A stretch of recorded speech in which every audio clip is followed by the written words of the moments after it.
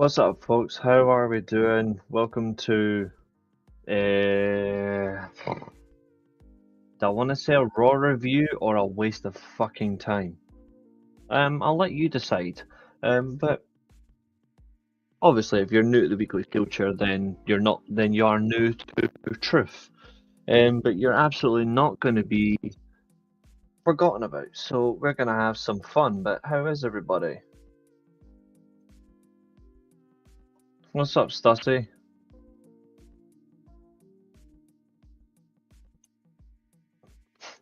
The enthusiasm. Fuck me, last night I wanted to die watching that thing. I'm going to try and be as fair as I can. And I say fair because it hasn't been good for a while. And this is, if you actually look at it, I pretty much predicted this entire Raw show 2 days ago. Go back and look at the SmackDown review. I literally said what was going to happen on Raw was going to happen, and I may as well rename myself to Prophet. Oh, I didn't fall asleep either. I'm lucky I didn't fall asleep, but I just think there's something lacking. I'll tell you one thing, the head booker, please learn to book shows. Cody Rollins promo, only good thing on the show. Essentially, because I'll tell you one thing, most of the promos on this show really stunk. Like Logan Paul was embarrassing. CM Punk was non-existent, if you want to be truthful. So was I. This is your go home Raw before the Chamber, and we didn't get any of that. The only brawl we got was for Ivy Nile. God almighty. I'm not a particular fan of it, but maybe not comparing it to that would help. I mean, I could realistically redo this entire show and it would be better. I didn't, because I got to preview it.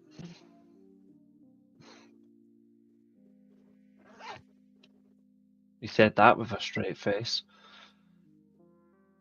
So we have a women's tag team title match. We've got a women's intercontinental title being defended for the first time. We've got the LWO versus the colourful New Day, which is another issue for me. That needs to change, and I'll explain why shortly. You've got Penta versus Pete Dunne versus Ludwig Kaiser in the prediction that I said was going to happen. I might as well start betting. We had a pointless appearance from Rhea Ripley. Like, we didn't get what we deserved out of Rhea Ripley, if you want to be honest. We deserved more. We got barely anything. Gunther, now I can see why they're going to make him lose to Jey Uso, which is a problem itself, but I can see it now. What's up, Fernando? How are you? I'll tell you who is winning. Just wait till WrestleMania. That's all I'm saying. Lyra Valkyria will not walk out of WrestleMania still Women's Intercontinental Champion. I guarantee you.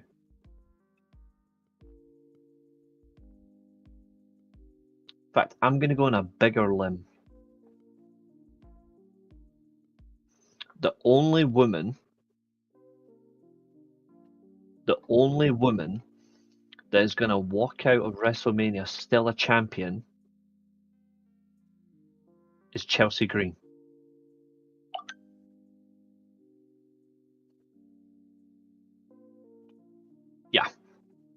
Yeah. She is gonna walk in, demand that title shot, and she's gonna win in about 5 minutes. Put Lillian Garcia back on Raw and put that Alicia Taylor lady on SmackDown. Now here's what you really do. This is what you really do. You put Alicia Taylor on both Raw and SmackDown. And if you figure out why I'm saying this, you'll actually agree with me.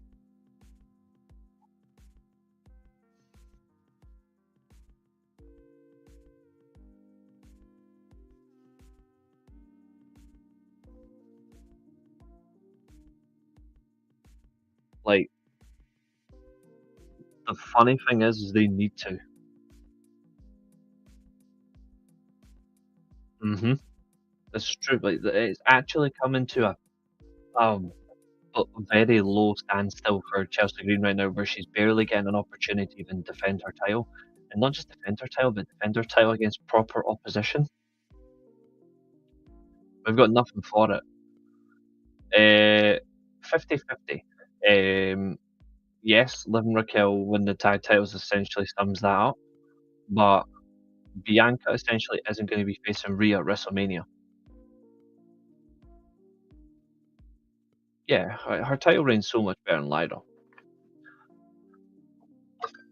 I said it before and I'll say it again. She's got the same issue as Tiffany Stratton. They don't know what they're doing with her as champion. Like, she's actually at a problematic issue. Yeah. The, honestly,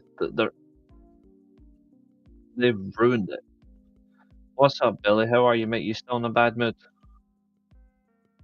Lillian's are now better than Alicia Taylor, but you're missing the point, Jonathan.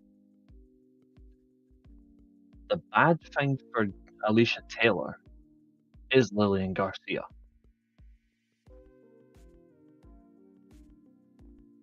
I'll explain. And Stussy, I agree with you as well. Here's the thing, and this is where Alicia Taylor's actually at a tiresome situation. Alicia Taylor's a good ring announcer. She actually announces matches very, very strongly. She understands her timing. She's completely understood everybody in terms of location, weight, names, well, gimmick names, a lot. But she's been reduced to secondary because of Lillian Garcia's return. In actual fact, WWE, and I've got all the respect for Lillian Garcia in the world, she should have stuck to podcasting. She should have stuck to podcasting. Her time was over. And I'm still going to stand by that.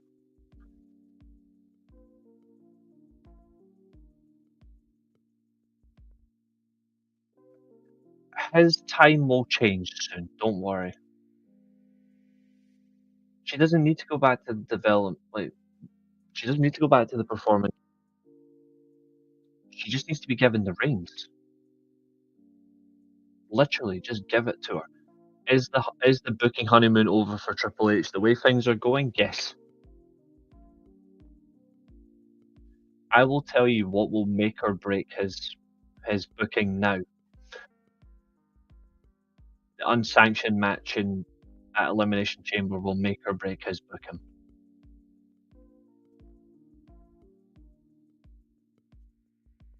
Of course. But drones make excuses for everything. That's not just their drones, but other companies' drones. It's never about accountability. It's always let's make an excuse. There should never be an excuse when it comes to something being right or wrong. You absolutely nail it on the head and you take accountability. Will Punk sell his soul to The Rock and become corporate Punk? It's actually a good shout, but I don't think so, no. Purely because it'll go against what Punk stands for.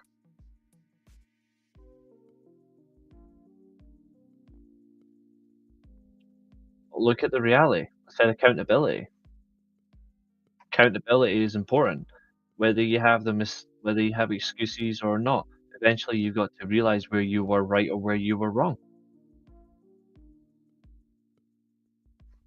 That's an eggshell. The only difference is I see too many people that run from theirs. I don't. I think reality right now is we are. I think there's also another thing as well, and this is something I think not many people are realizing. I don't think this is a boom period for pro wrestling.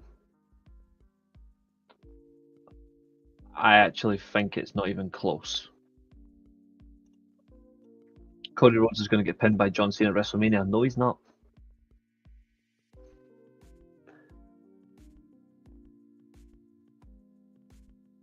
He is not winning at WrestleMania.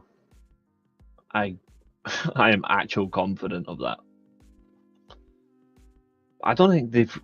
I actually think they're hoping it just sails to WrestleMania. Like it's just that.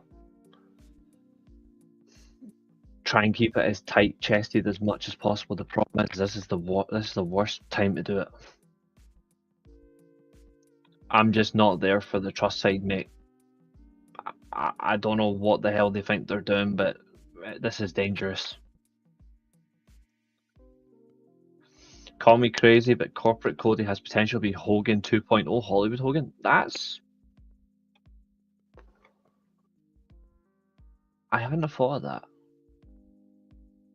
I think what would be really interesting is if WrestleMania ends, if by some estimation Cody joins Rock, which he can steal his soul for all I care. If he joins Rock at WrestleMania, the best way to prove that he truly is changed, he comes out the next night on Raw with his hair dyed black. If he comes out with his hair dyed black, we'll really know where he's at. I don't want to see Cody anymore as champion. He's a stay out champ. I see what you mean. I think as a babyface, it's a bit of a mixture.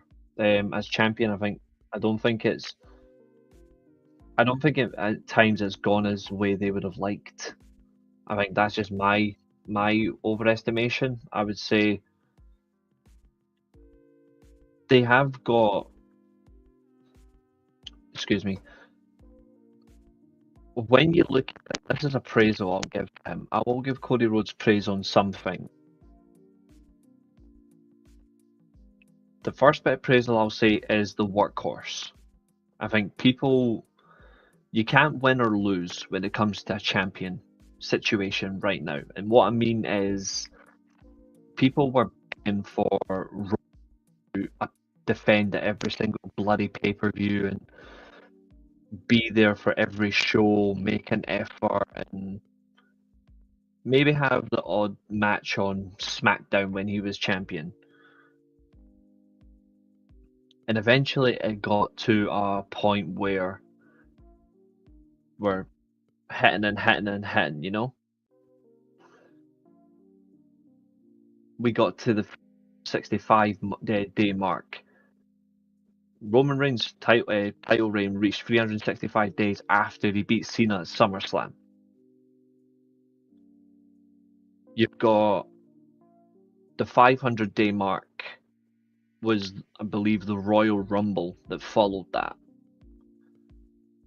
You've then got the WrestleMania feat. Excuse me, folks, sorry.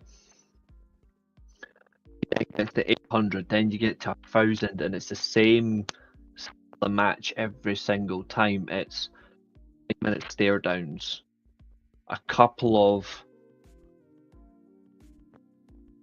a suicide in there from ring unless they're not a high flyer.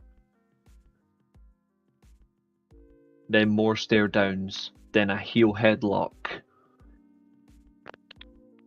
punch, then another one, then spear, or guillotine. And then the opponent may be lucky to get a finisher, they'll get kicked out by Roman. And it got to the point where people were really it was so much resentment that people were like, free this title. Like, free it, or make a new one. They got that twice. They got their wish twice. They got the re-established World Championship, and they got the working horse WWE champion in Cody Rhodes. Fast forward,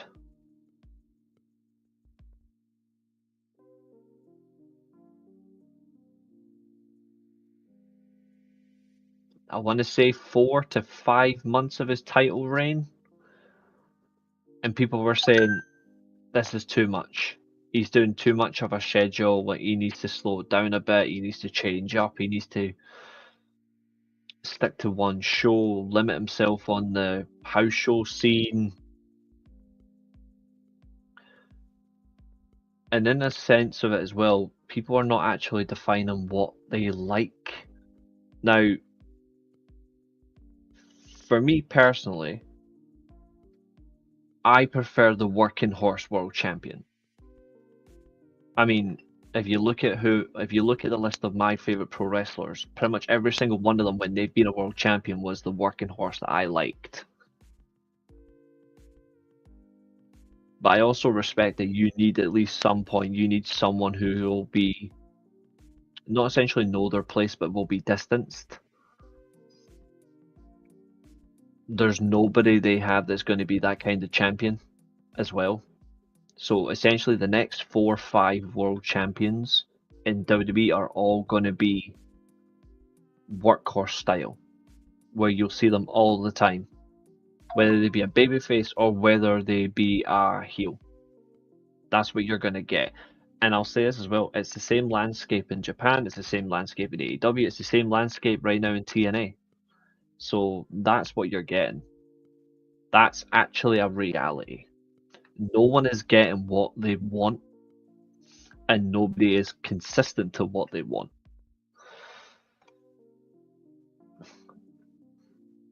That took a lot. Punk is desperate for the main event and calls in his favour from Heyman. The night ends with Punk as champion drinking a beer with The Rock. Not a beer, but definitely shaking his hand. He'll probably eat some donuts. Next Monday, who will win?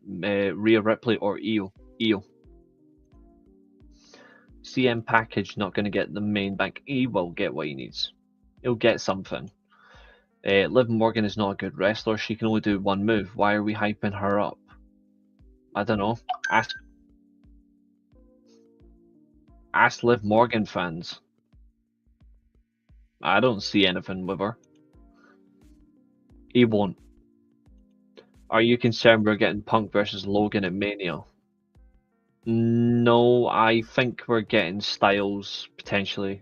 If Styles is not involved in the Intercontinental title match at WrestleMania, I think it'll be Styles versus Logan.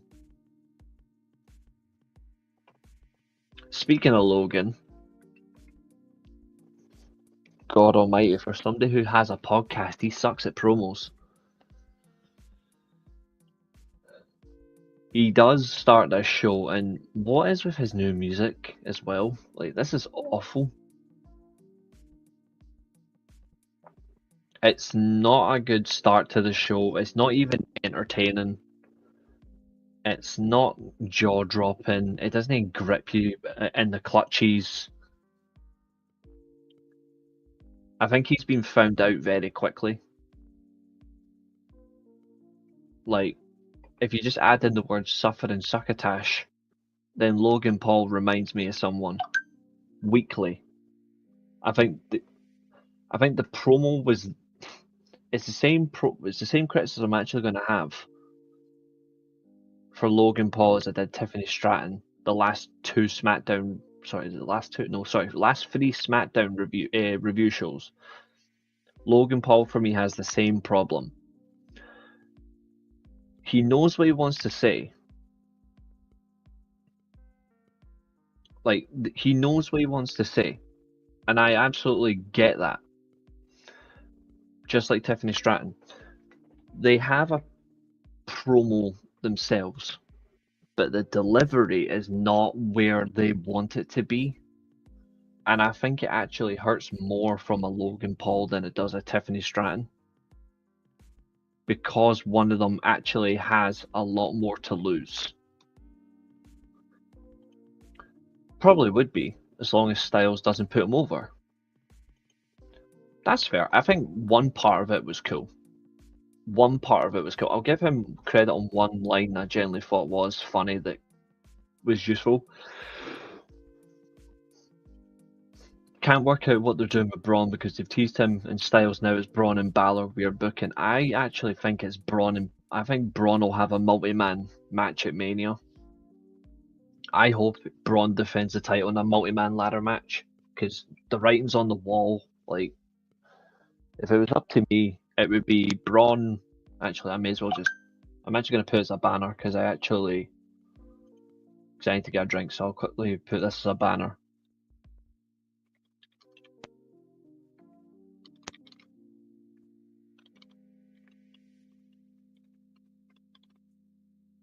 And I say this, by the way,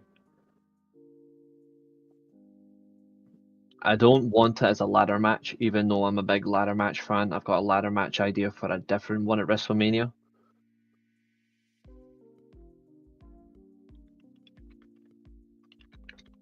This is what I would do. If they're not involved in separate programs at WrestleMania, this is what I would do.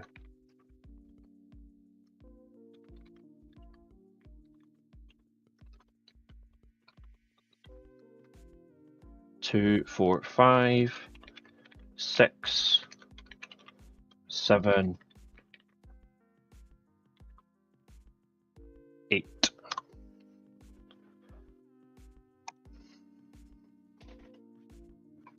I would have Penta or Styles win the title here. I'd have Braun get eliminated by, I don't know, maybe like Braun goes psycho and he hits people with steel chairs.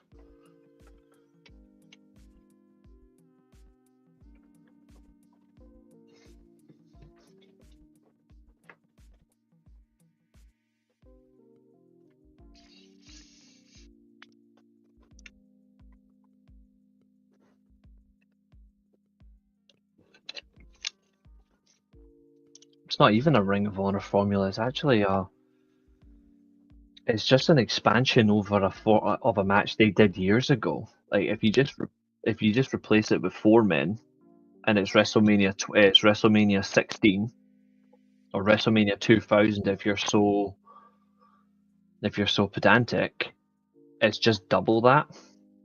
This is what I would do with the Intercontinental title WrestleMania, and I would have it open night 1.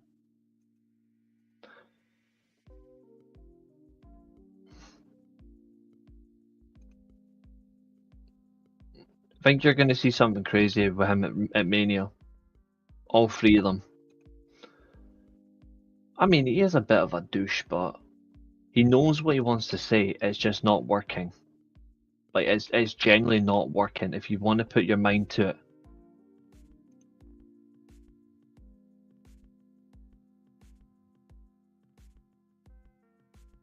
What would you do with? Is that meant to be what would you do with Cena? I don't care. Keep him off WrestleMania for all I care. Who says she can't compete? Who says she can't compete? One thing's for sure. So Logan Paul refers to 3 doorknobs, and John Cena as his opponents for Saturday in the Elimination Chamber. He excellently leaves out the very man who would interrupt him, which is CM Punk.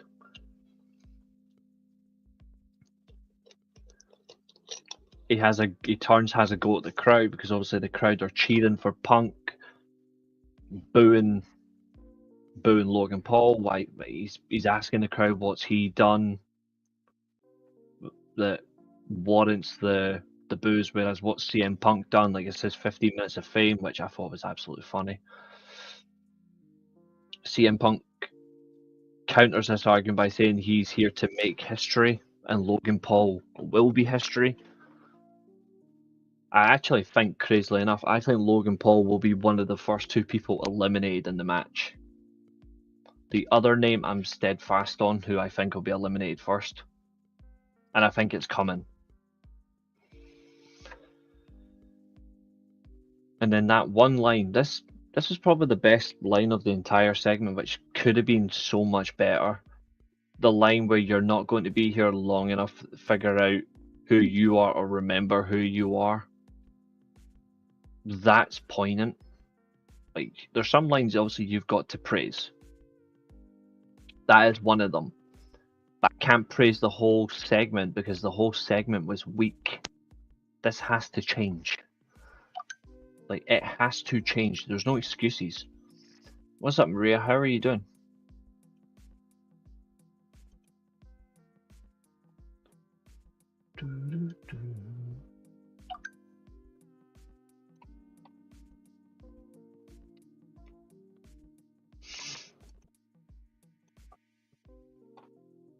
That is so much better. Fixing things around a bit, because I don't need that monitor for a little while. If we do build, however, to Punk versus Logan at WrestleMania, it's a waste of CM Punk as well. Because CM Punk, in my opinion, only has like 2-3 years tops left. I don't think he's got enough left to offer after this point. Like, to steal a phrase from someone, but his time is now. If he doesn't get to main event this year and he gets it next year, that's fine. But he doesn't have much after that. Like, it has to happen, preferably now, because New Orleans next year, there's no way Punk's going to be the main event.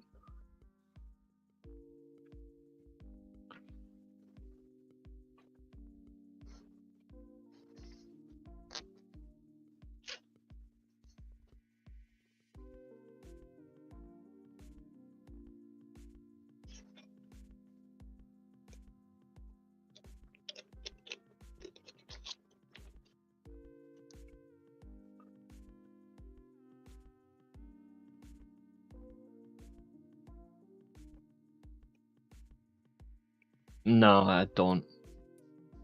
I mean, in a mad way, in a mad sense of context, it's possible. I don't think it's gonna happen.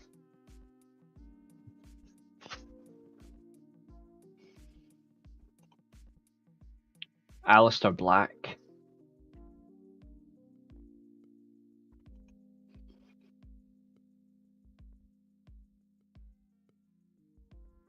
He'll be in one of the main events. The other will be Braun Breaker. I certainly believe that. Anyway, so our first match of the night, of course, is leveled up by... Neither of them are going to be his champion. WWE would be fools not to do Cody versus Punk in Mania. It's not exactly the same, but it would almost be like if Stone Cold came back to face Cena between 07 and 2011. Essentially,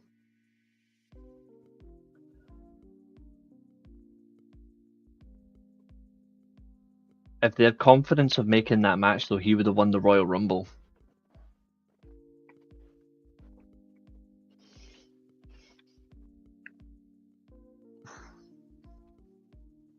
I believe that.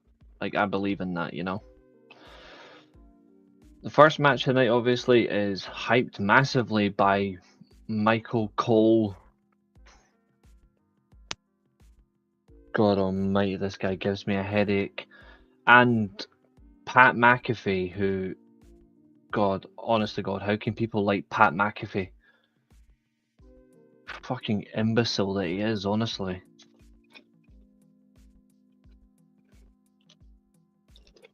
The rise of Penta, as they've declared it. He's been on a brutal mission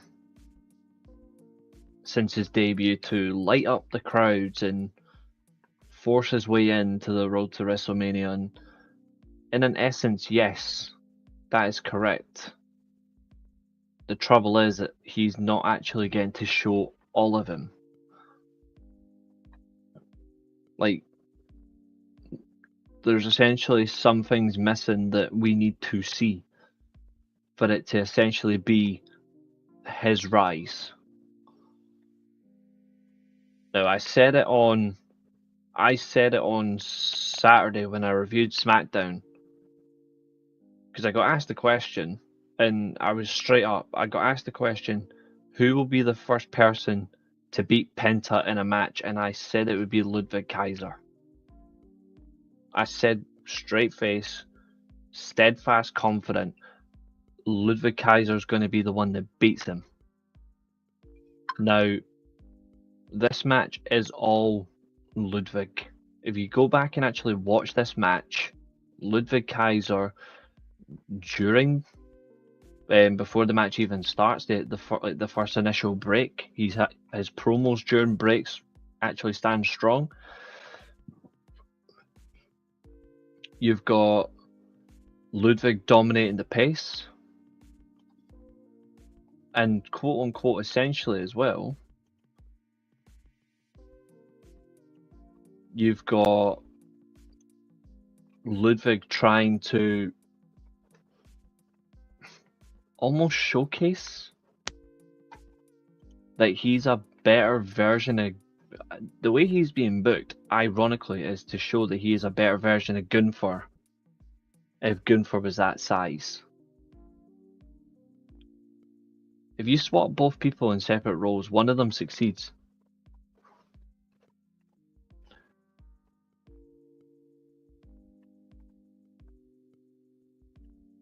And it's actually telling that he's another example of, he is being given TV time,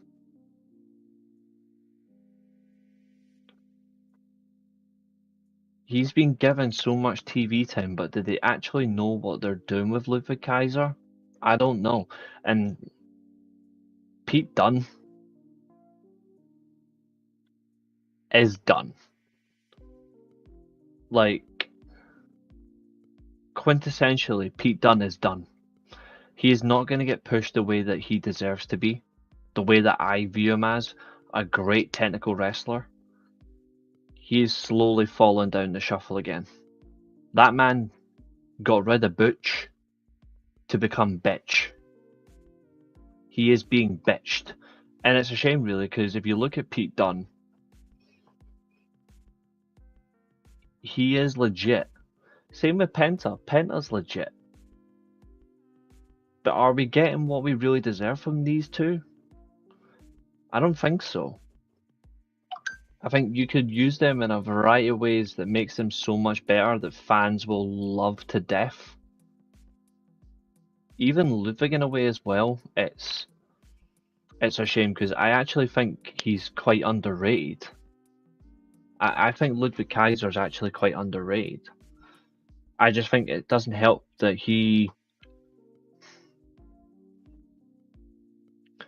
I think the problem with Ludwig Kaiser, and this is actually what he's got, Ludwig Kaiser's accent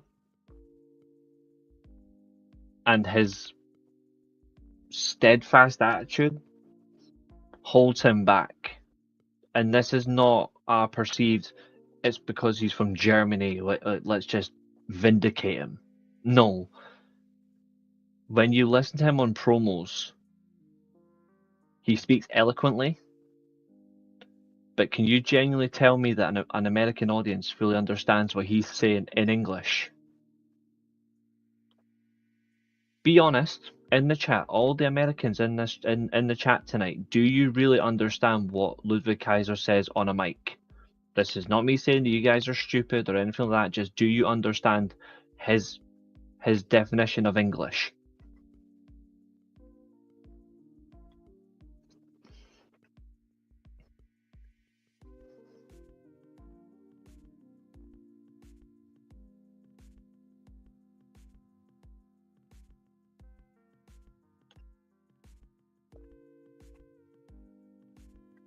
See, at least you guys are honest. I think the weird thing is, see, when it comes to mic work, it's really subtle, but it's not the kind of subtle that I like. It's not like a Jake Roberts subtle, if you know what I mean. If he works on that, and I mean he really works on that, then he's got something special. Like Ludwig Kaiser, if he had, I think he's a complete dork, but I think it's a very fair example to make.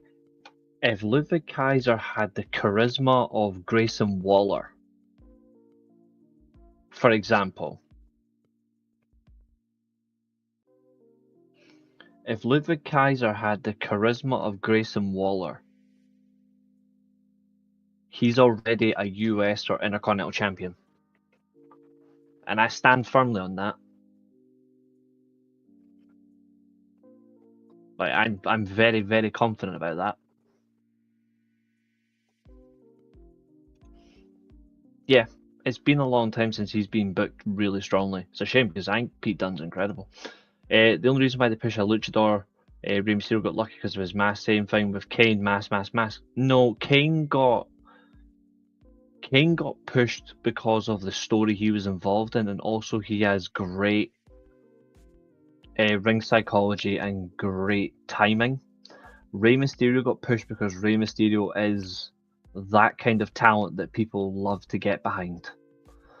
Like Mysterio understood that he is a small luchador, and there's nothing more exciting to most fans, let's be real, than a luchador that is in an underdog position that succeeds. Newsflash: Eddie Guerrero was an underdog masked wrestler until he got unmasked. Like that actually is a fact. Like the underdog will always quintessentially be the go-to to get behind because of the believability that they're gonna do it, or they're gonna topple the big obstacle. That's if you like. Even though he was an asshole back in the 90s, this is why a lot of people like that version of Shawn Michaels more than the version that came back in 2002.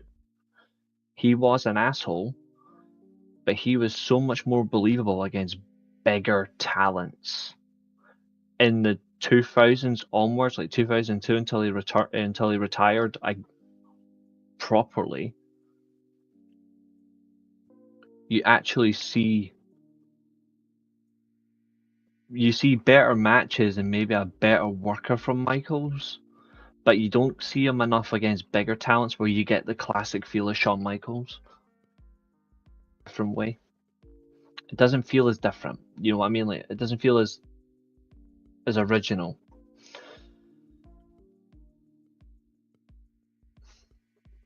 I do agree with your comments, guys. I prefer Big Show to Kane in the later years. Kane barely had any good matches in his later years.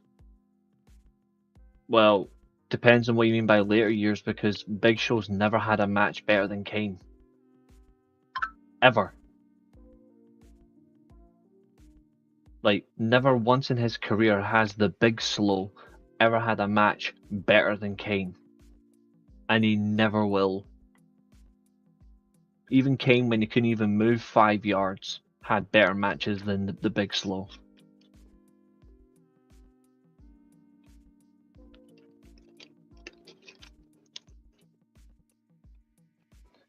Yeah. That's not the only reason Brett got pushed, though, just because of his wrestling ability. Brett got pushed because Brett was believable, and Brett was the right guy at the right time when WWE was fucked over that steroid scandal. The best thing to do is go with someone who understands, and somebody who actually respects your place of work. That's why Bret Hart got all those. Like, Bret Hart still has the most matches and the most wins in WWE. No one has had more matches, nobody's won more matches in WWE than Bret Hart. He was the fundamental guy you go to.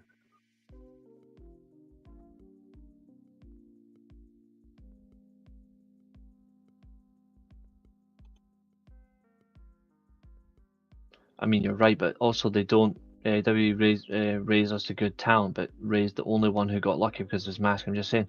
But I can counter your point though, because WWE have had a lot of good masked wrestlers that have actually worked. Like, if you look at like long periods of time, masked wrestlers, so 100% Mankind, Kane,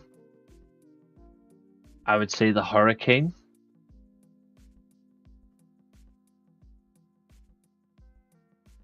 Rey Mysterio, 100%.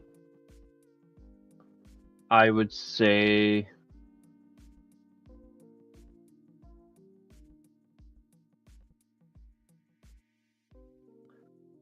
more or less it is 5, because every other masked wrestler they had weren't there long. Like Ultimo Dragon didn't get a lot of time. Penta's not been there long. Sin Cara was a waste. Like he was a constant botch fest. But I would say those 5 were the most successful they had in terms of masked wrestlers.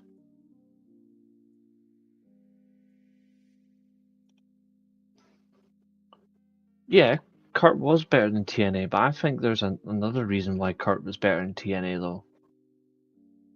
And I don't think it was to do with WWE, why he was better in TNA. I disagree, his match with Sheamus was pretty damn good and better than a lot of Kane matches.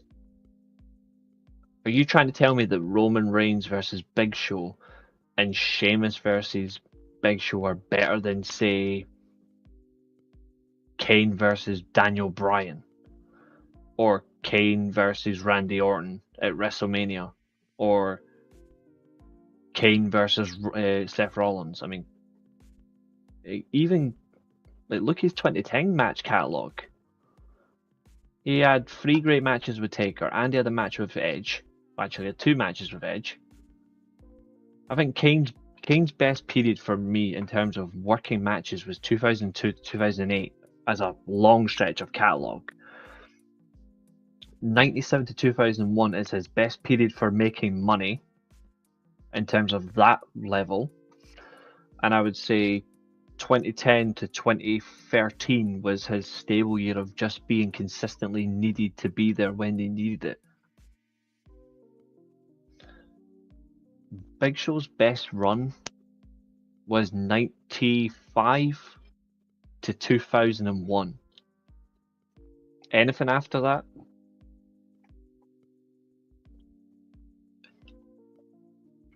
Not worth it.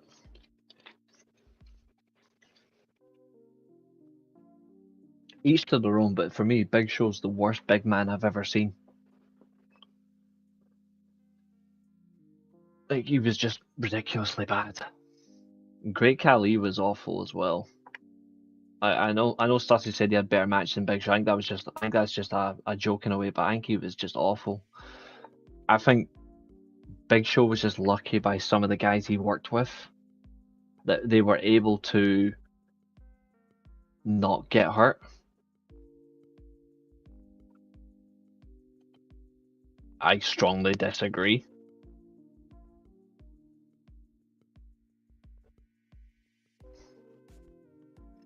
I agree with the second half of what you've said.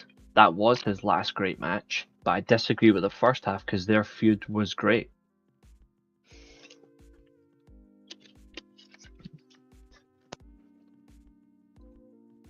He wanted to be Andre the Giant so bad that he went, nah, Andre would have been brilliant at doing kip-ups.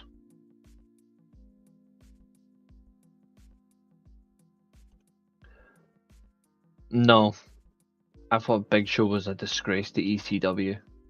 That was, honest to God, I never liked that at all.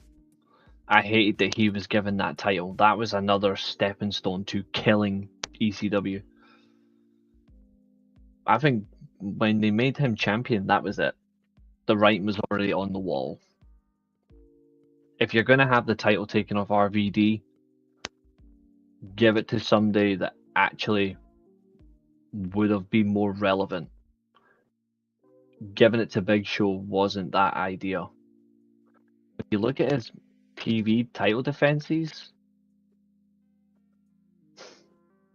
I only think he had 2 good TV title defenses. you could arguably say that the match when he lost, and he had the worst ever title match as well. His title loss to Bobby Lashley inside the Extreme Chamber was the worst ECW match I've ever seen. It's worse than the final ECW title match when what's his face won it from Christian.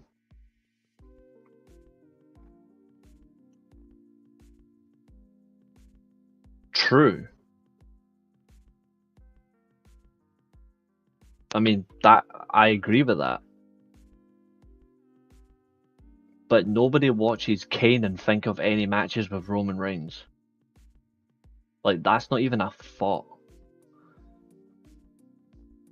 Like, I wouldn't even say that's a flex. That's like saying I think of...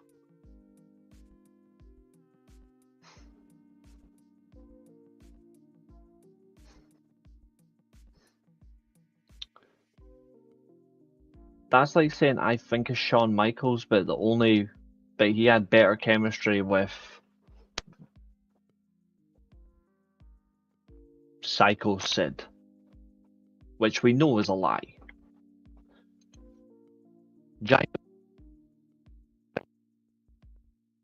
Nathan Jones should have been left in prison.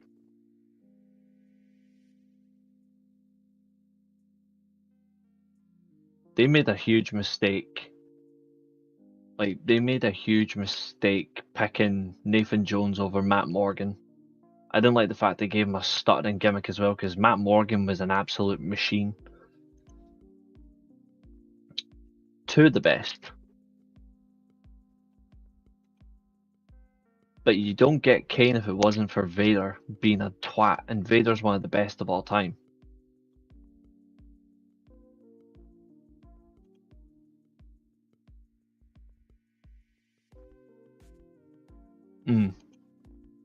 It's because he was slower, and it protected him. But that's the reality. If you read between the lines, it's because Big Show was slower. It allowed Roman to change and adapt his style, adapt himself to a bigger opponent. I guarantee you, if you replace Big Show with Mark Henry, the conversation changes. Like, I'm absolutely certain of that.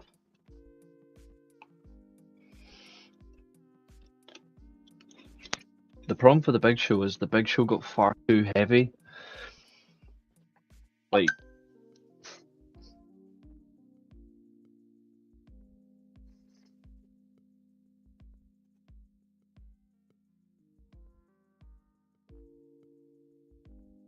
when you look at it, he had more matches with Cena than Kane, so that doesn't make it. That doesn't matter.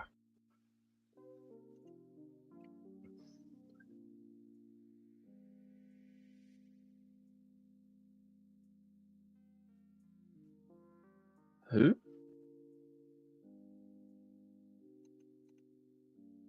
Bret Hart is mad at the wrestling fans because the modern day wrestling fan doesn't know what they like to see in professional wrestling these days. That's why.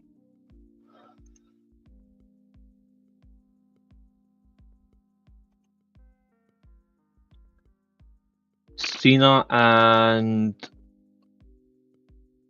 Bianca Belair.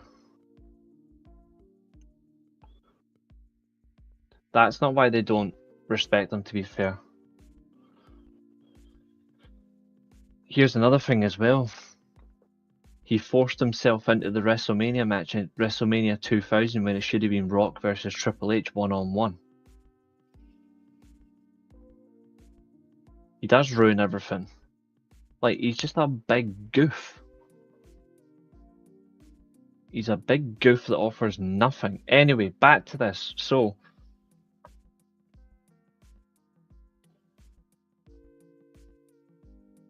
Penta, of course, hits the Penta driver. It's not enough for free, as quoted by my dude Graps. Instead, we get a better ending.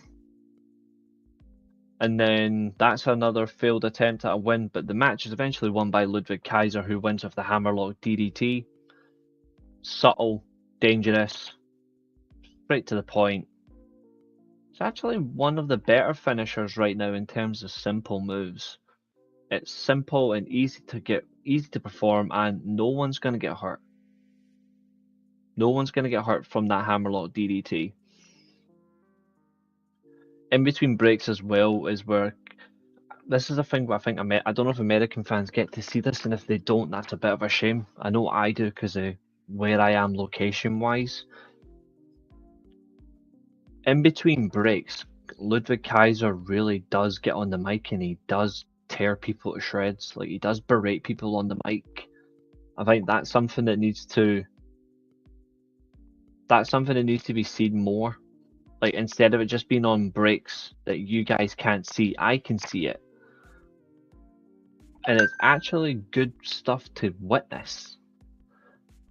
Ludwig Kaiser's actually a victim. I think Ludwig Kaiser in a way is a victim.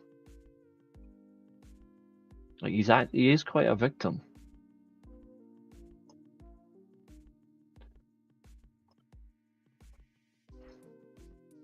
Thanks to StreamYard, because StreamYard has changed now a little bit. StreamYard has changed itself around. We do get the appearance of one person.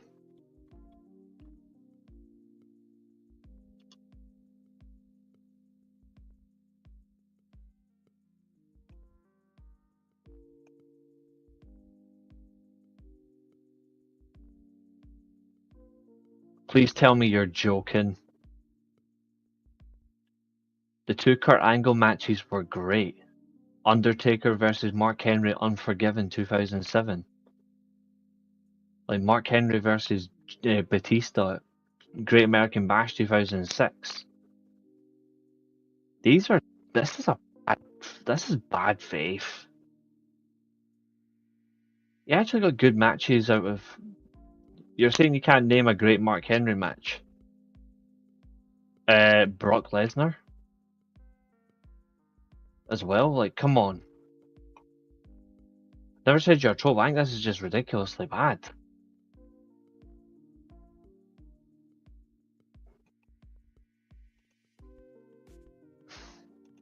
I get you like certain wrestlers, but don't come off as like some of the bad takes. I mean, come on. Even I wouldn't do that.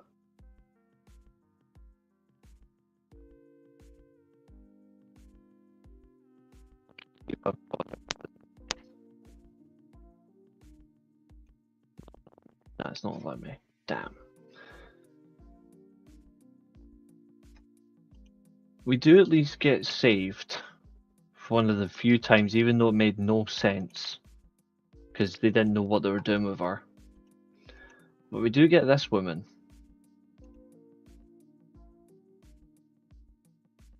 Lord have mercy on my soul.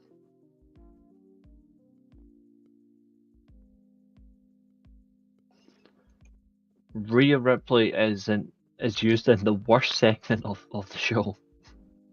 Like, the worst moment.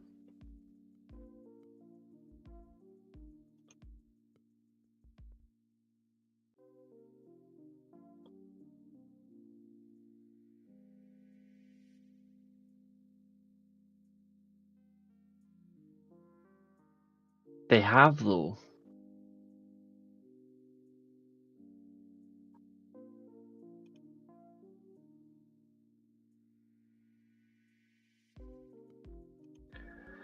Matt Hardy never liked Bubba, Edge never liked Bubba, Christian never liked, you can tell, and Randy Orton, you were working with that dude, he's a goofball, he can't wrestle.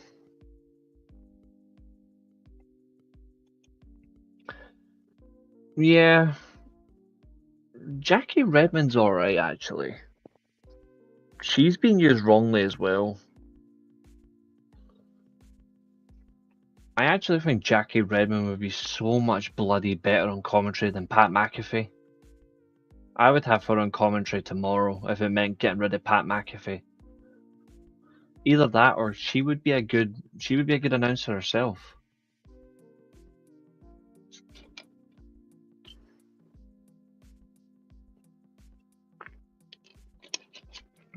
Mysterio does get the Legends treatment.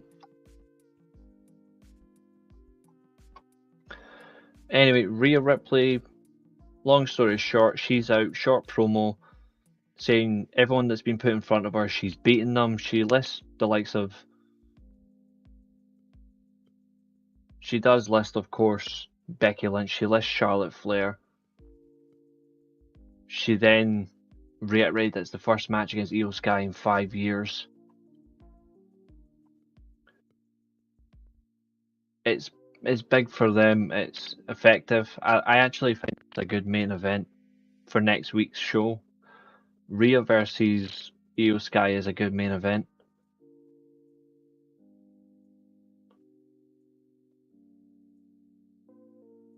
I'm locked in for it. I actually hope they give them more than 20 minutes. Like, this is the winners going to WrestleMania. You need to actually give this like a WrestleMania type feel in terms of length. This has to be given.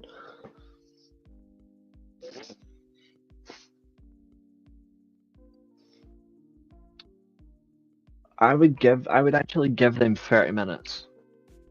I would give them 30 minutes with no breaks. Like, no ad breaks, no commercials, just 30 minutes of Io Sky versus Rhea Ripley. And it would actually save some of that stupid division. Yeah, that's another thing. Corey Graves is a... he deserves what he gets. Since it's not going to happen at the pay-per-view and they were never going to book it, I'm happy with it being as a Raw main event if they give them 30 minutes.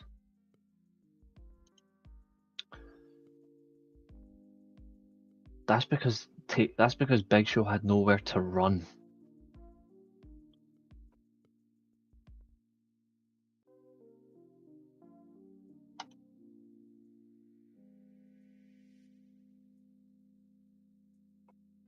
Wait, what?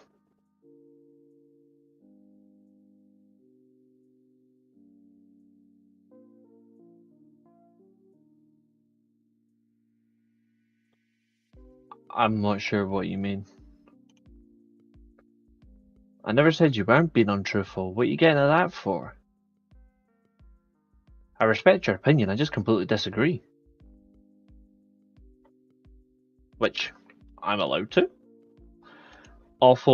Absolutely awful booking of Io versus Rio. Io versus Rhea. Yeah, we do know the outcome. 1, 2, 3, new champion. Dakota booking was exactly what was going to happen. It is awful, but do you really think she was going to lose her title in the first defense? Of course not.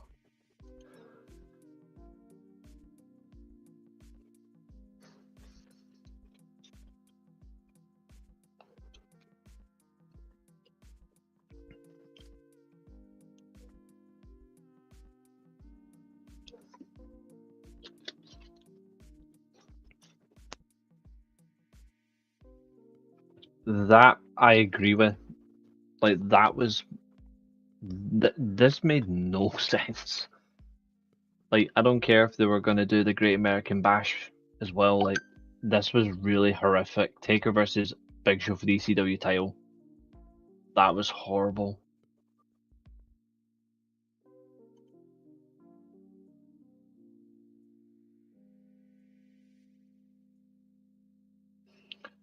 Not every top talent has had better careers away from WWE when they've went elsewhere. Like, only a few have had better careers outside that were in WWE. Like, they've had good careers. Like, and it's not because one company's bad or the other one's better than the other. It's they went on and raised their game and became better than what they already were, even though they were already great. Like, Kurt is the obvious example. It's a reality check.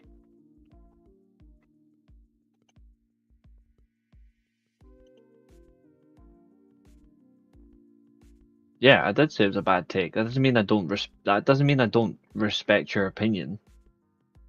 It's a bad take as in I disagree with it. Like, I disagree with it. I'm not saying you're being untruthful or anything like that at all. It's because that was him being himself.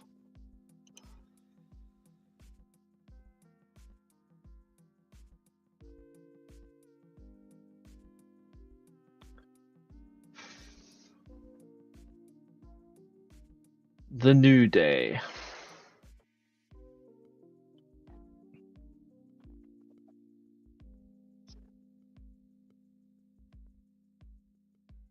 The New Day.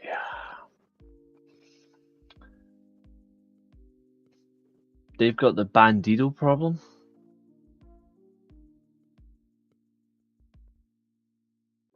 You turn them heel.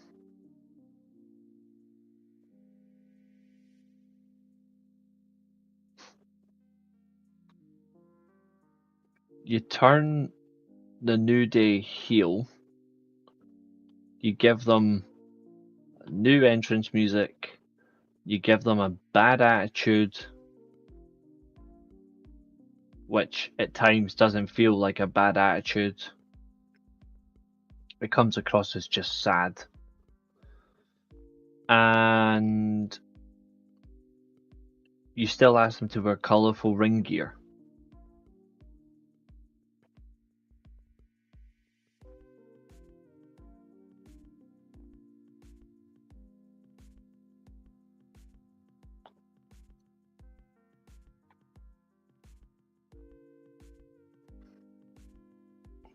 Yeah, but Mark Henry having a great match. That's because I disagree with you. Like, I completely disagree with you. Like, newsflash, it's okay to disagree. I like the New Day, give them the titles and let them run. No. No.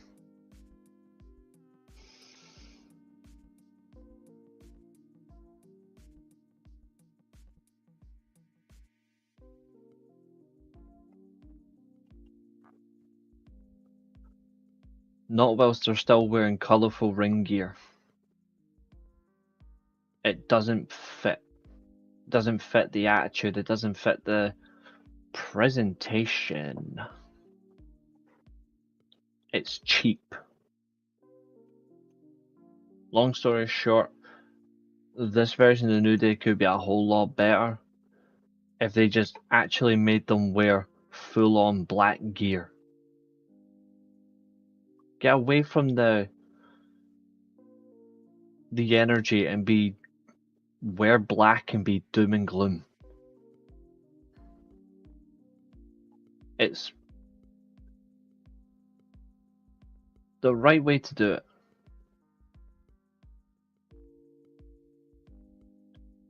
I just don't like the fact that they've not done it. Like, I really don't. It's what I actually had hoped they would have done when they turned heel, is they would drop all the colour, they would drop the feel about it, and they would go a little bit more aggressive, they would be a little bit more rude in their promos, but instead they've been somewhat childish in a way. It's not been. I think they're still trying to find their feet on what is the new version of the New Day. But I think they have to have. I think they have to add something basic to it. I don't have a problem with you having an opinion either. See, Stuffy, same here. Like, I like it. Was it last week? Was it last week or the week before? They were both wearing black cargo jeans. They were wearing black cargo jeans and black trainers, and I'm like, this is perfect. And it's back to colourful tights and kick pads, and I'm like, I'm like, to hell with you.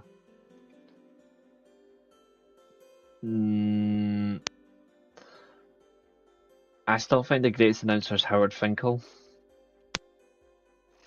They are interrupted, of course. This does lead to a match between the New Day and LWO, which is quite simple and easy. They win quickly.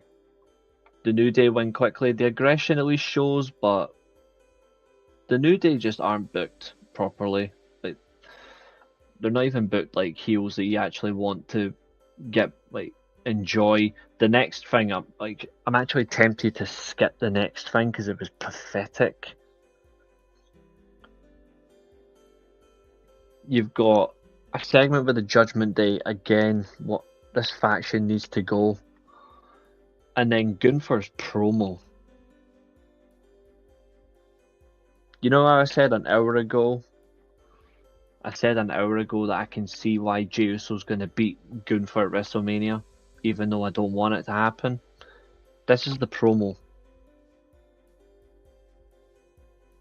This promo is why Gunther is losing the title.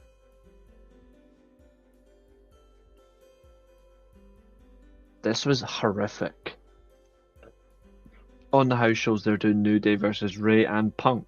Imagine if that's the Mania match.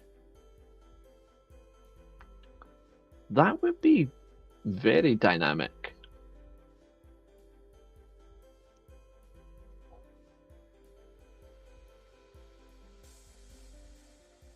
I think the Big Show was overhyped. Far too much. And he only had 5 good years at the top, and that was the early to mid-90s and the early 2000s. Anything after 2002, I've got no interest when it comes to him. Nothing.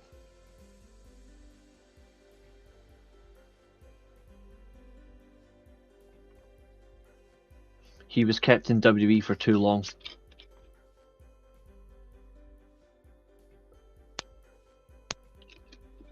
And the fact that he was given a storyline over going bankrupt to then getting a WWE title match to then joining the Authority. It was rubbish. Like, I don't know how anyone can like that. Like, I don't know how anyone in their right state of mind like that. Like, that was horrible to watch. Most of the stuff I've got an issue with when it comes to pro wrestling, he's one of the problems. Like, he's up there he's in my top 10 for worst wrestlers list. Like, he's in my top 10. And he's never getting out. Like, he's permanently locked in.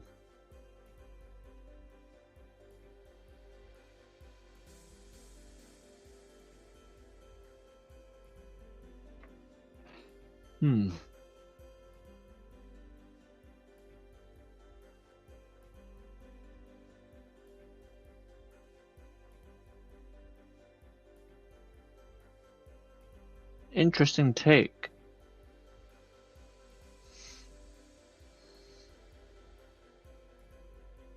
Interesting. I mean, I don't particularly rate the Big Show, but he did help get Brock Lesnar established as a serious champion. But I think when it comes to underrated opponents for Brock, I think Brock's most underrated opponent, for me anyway,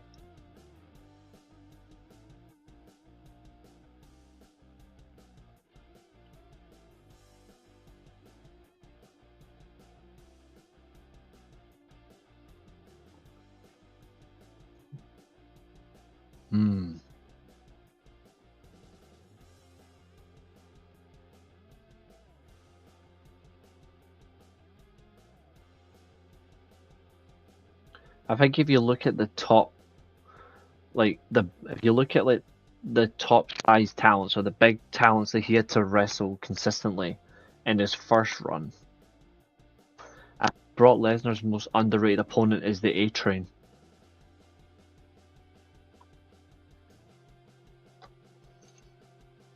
Definitely not the best use of Gunther, and this this whole segment built over a TikTok.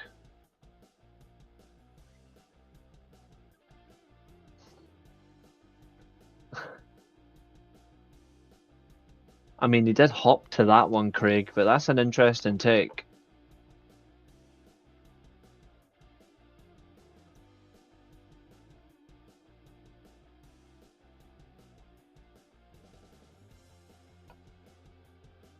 Zach Gowen was a mad one. Even Brian Kendrick back then was an interesting opponent for Brock Lesnar. Or, as he was called back then, Spanky.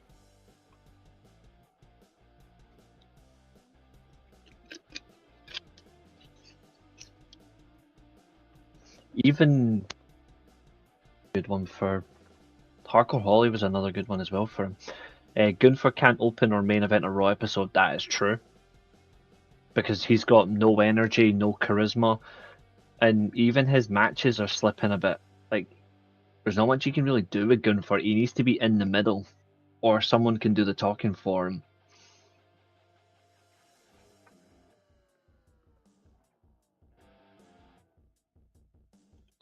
I liked it, to be fair. Like, I've always valued Brock's first run more than his second run. It's true. His entrance was during the ad breaks. Anyway, so Gunther absolutely destroys Akira Tozawa.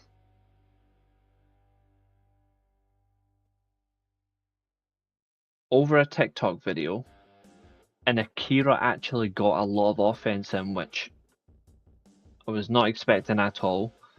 Out comes Yeet Man, defends him, Gunther runs away. Ridiculous. The Big Show versus Brock Lesnar stretcher match is one of the best stretcher matches I've ever seen. It's alright. He was just Big Show was just a step in for that. I think they got the opposition wrong.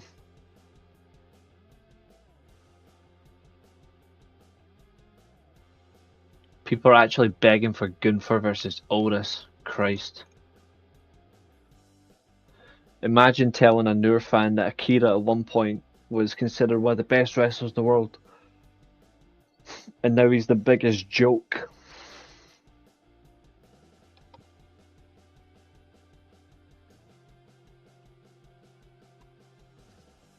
Now we're going to see how angry Billy gets.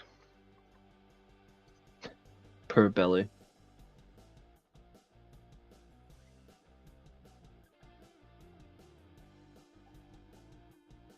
Poor Billy. Because now I have to talk about the Women's Intercontinental title match that was... It just sums up that they don't care about this title.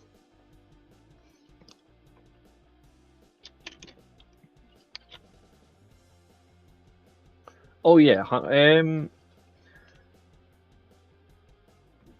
I would say, in terms of opposition, Brock's best opponents are Styles, Angle, Daniel Bryan,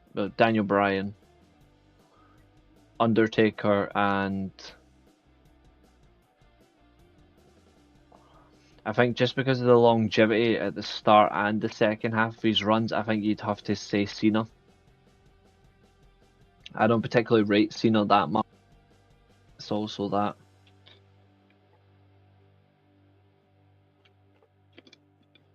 If you're talking about Backlash 2008, that was the worst match of that year alone. I've never seen anybody say that match was good.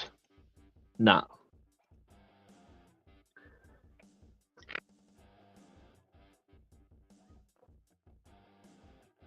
I think it's because it never really got more than what it should have. It was just a one and done, which is mental. It could have been so much more. If they just gave that more time and effort, it could have been so much more. Anyway, so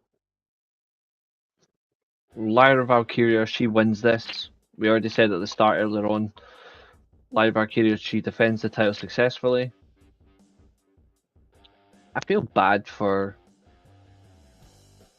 in a way, I do feel bad for Dakota Kai, because I think Dakota Kai had more to gain from this than Lyra does, but the problem is nobody's going to lose their first title defense. Lyra does succeed. Pinfall with Nightwing, good counter Nightwing as well, the way she does it. I think Dakota needs to change her offense a little bit. That I know she likes the aesthetic of the running foot that she does, that player's boot type thing. But with how bad her knees are, I think she needs to stop. I think she needs to change it around a little bit. I think she can get more out of her offense if she stops doing that running player's boot.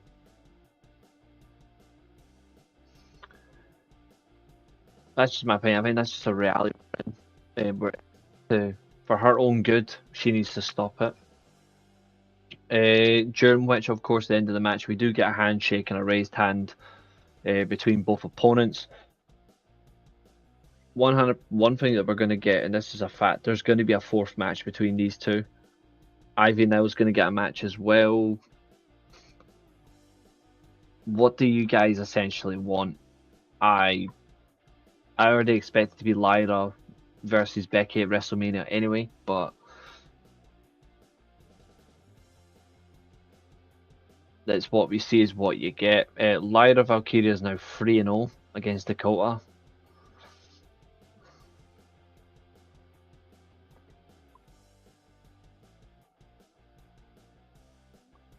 Kurt Angle did make Cena, that is true. Punk was a good opponent. That was his last real match before the Suplex City, and it was went more than 6 minutes. It is one of them, yeah. I think, to be fair, the Styles and Daniel Bryan matches back-to-back Survivor Series were probably his last great matches.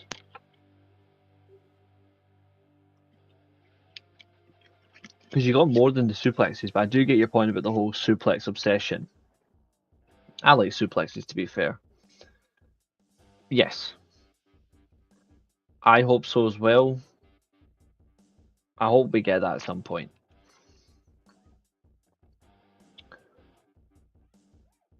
A week has passed since Dominic Mysterio was sent to the Shadow Realm. He has been released by he's been released by Bakura. He's linked in with Bandit Keith, who is Carlito in this role. And Finn Balor will rename him Bones. So Bones, Bandit Keith, and Shadow Realm Dominic Mysterio make their way to the ring, where they face the most talented all-round young athlete that's on the Raw roster in Braun Breaker.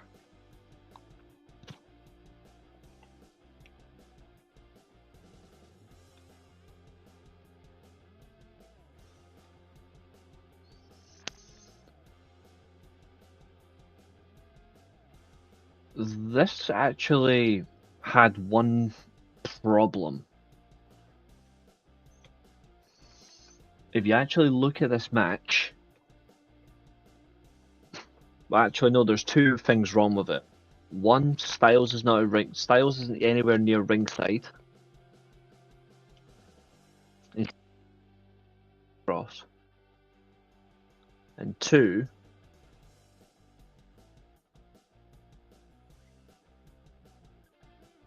didn't even get. I actually think this would have been a good change up, and you make it an Intercontinental title. I think this actually would have been much more effective as an Intercontinental title match. Braun's not a heel nor babyface. Dominic Mysterio's a heel. Yes, I can imagine it, and I still think Brett would have won.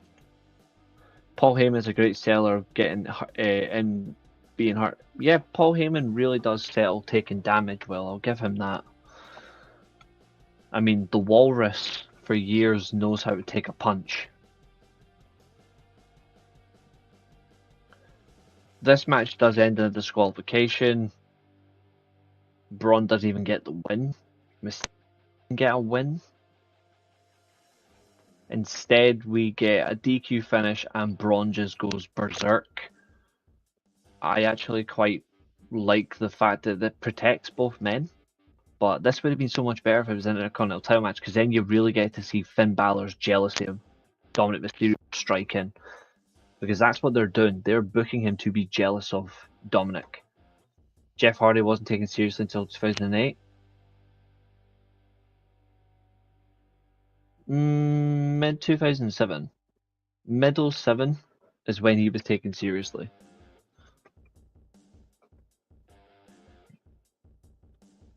Oh, Brett can tell so many stories that you need multiple eyes. The best part of this entire show for me, in terms of a move or a match, was that Frankensteiner. That Frankensteiner was incredible. Like, Braun Breaker is... He is a breath of fresh air. When a show is terrible, 10 minutes of your time with Braun Breaker and you forget things. Like, that's how easy he makes this. You can't teach that.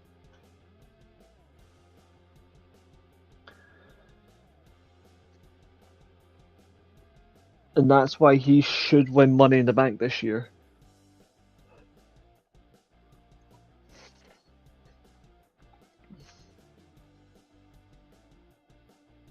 That's true, Jonathan, about few wrestlers are good at telling stories in the room. That is true.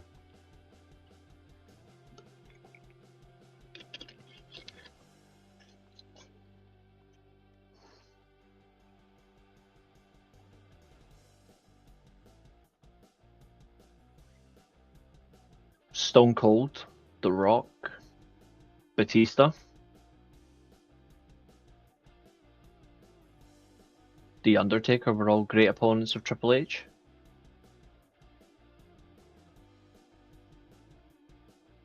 It's alright. Here's an obvious question to ask everybody. Because we're an hour and 23 minutes into this. We've still got one big segment and one main event to go.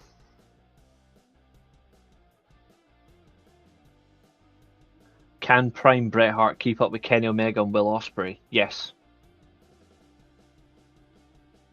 Like, Prime Bret Hart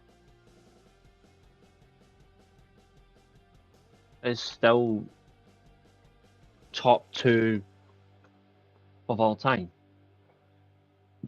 For me, he's number 1.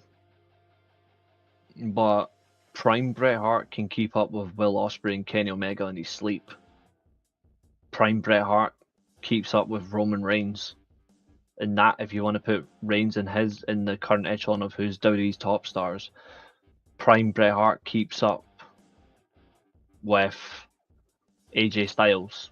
Prime Bret Hart keeps up with Seth Rollins during his 2014 to 2016 phase,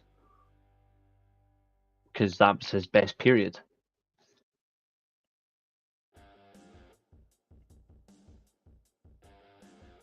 Prime Bret, well, Shawn Michaels isn't in the top 2 for me, but he deserves his place as one of the greatest.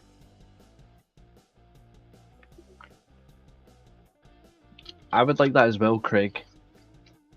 I would seriously fucking like that. Nadia was not good enough.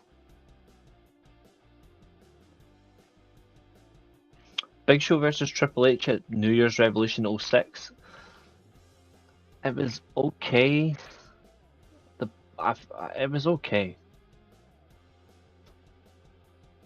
Bret Hart, can you make anybody look good? Bret Hart made even the worst wrestlers look like they were amazing. Plain and simple. Like, Bret Hart made Goldberg for 5 minutes look serious until Goldberg nearly tried to kick his head off. Bret Hart made The Miz look interesting for 5 minutes. And this guy had wrestled for 10 years at that point. That is someone you don't fuck around with. Prime Bret Hart versus Yeet. Jey Uso would be dead in the ring, put it that way.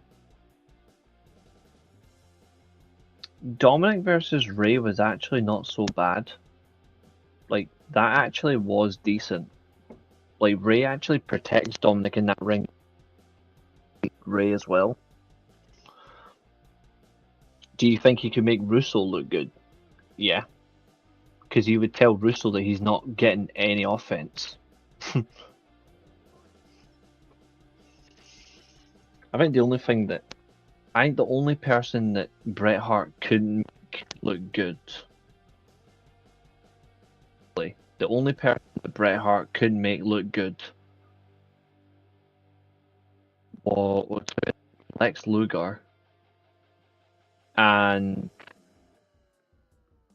Hulk Hogan. Because Hulk Hogan refused to even do anything for Bret. Lex Luger was just beyond saving. Like, couldn't do anything for him. But this promo,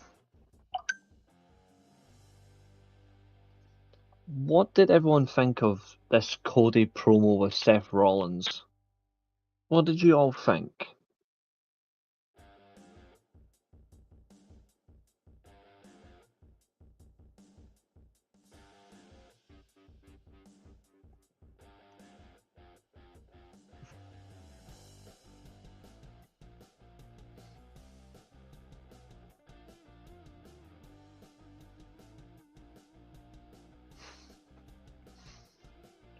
And also, do you think this promo actually had enough to justify that Seth Rollins might actually win the Chamber?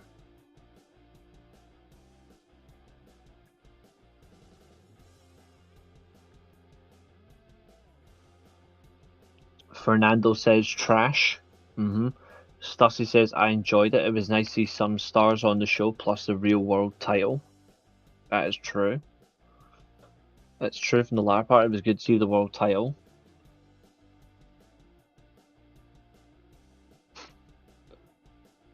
I think they're so... They are so trying to tease Cody Rhodes being...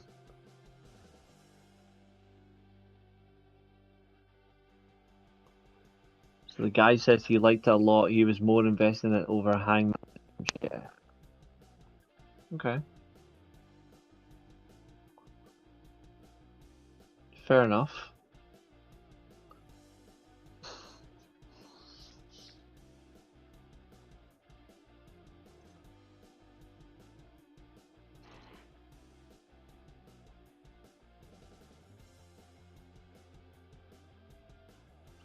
Seth couldn't even beat Cody in his worst day. That's true.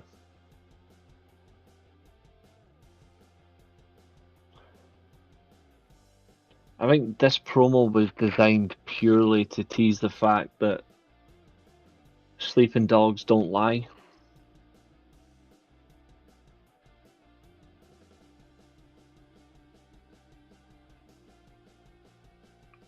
Like, the writing's on the wall.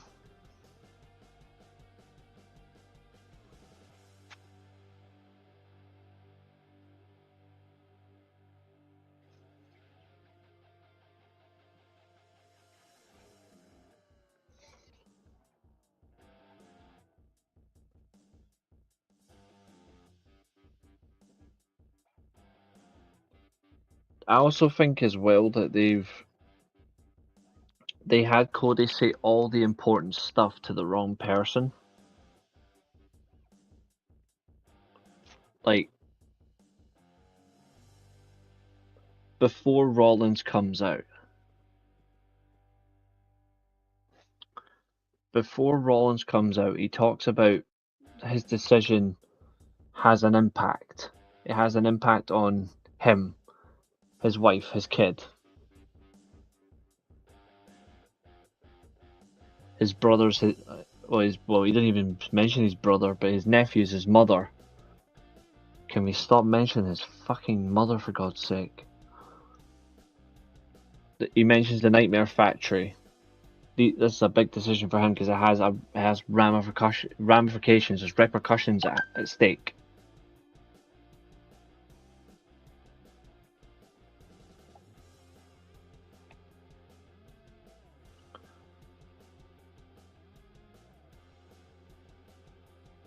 But he's saying it to the wrong people. He should have been saying this at Elimination Chamber. Like, they really should have had this promo for Cody to The Rock himself. If this was me, I would have gave the exact same promo to Cody, but I would have done it to The Rock's face. Where he's telling him face to face, your request, your demand, want to be my brother, want to take my soul, me to be your champion. He should be saying it to The Rock himself, not to an empty crowd that gets interrupted by Seth Rollins. Seth Rollins absolutely made a whole stupid mistake here. He should have slapped Cody. You can't just say, oh, well, you should have slapped Brock for the disrespect. Well, if he disrespected you, then why didn't you slap Cody then? Or are you just afraid that you're going to lose your spot in the next Tekken game?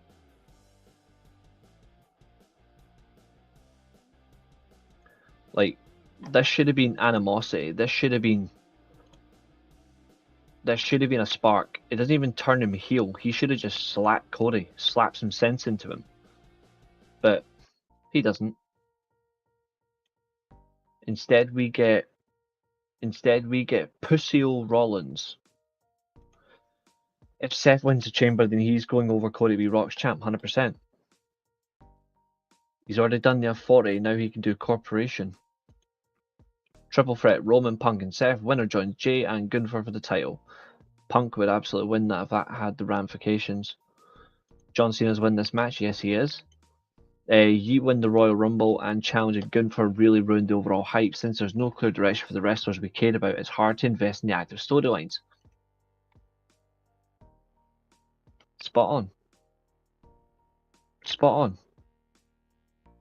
How the hell am I supposed to get invested in WrestleMania? How am I supposed to enjoy what's coming if this is what they're doing?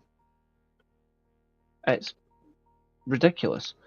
What's up, Fletch? How are you? Craig, what a fucking good question, brother. What if John Cena becomes Rock's new corporate champion? That'd be a shocking twist.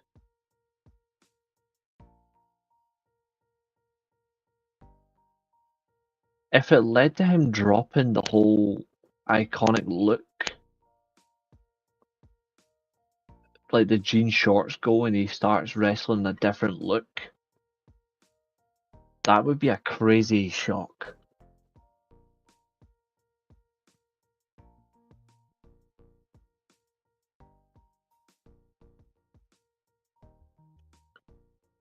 One of them is going to happen, trust me. Cody is going to turn heel. And if he wants to save himself as a top main eventer, he needs to.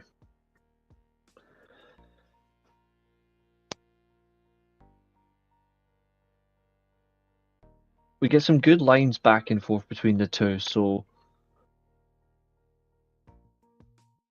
the fact that you didn't slap him in the face is like a slap in my face, says Rollins.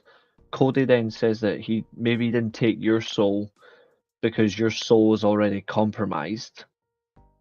Well, it is. And Rollins with the biggest...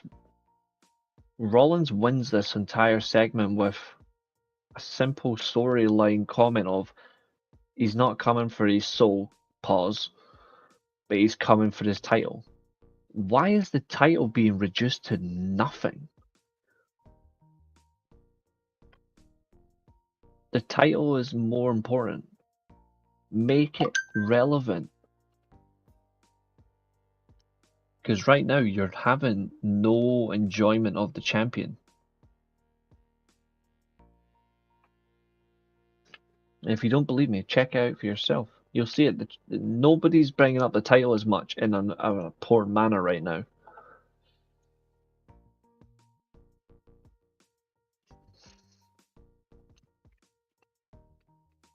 I appreciate them trying something different, but I'm not very surprised in this story so far. I just hope Jay wins the belt. If he doesn't, what's the point?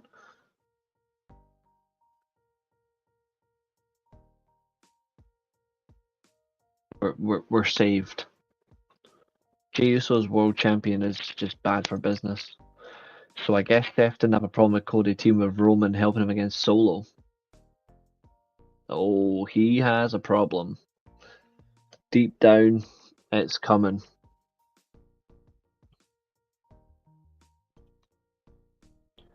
Main event.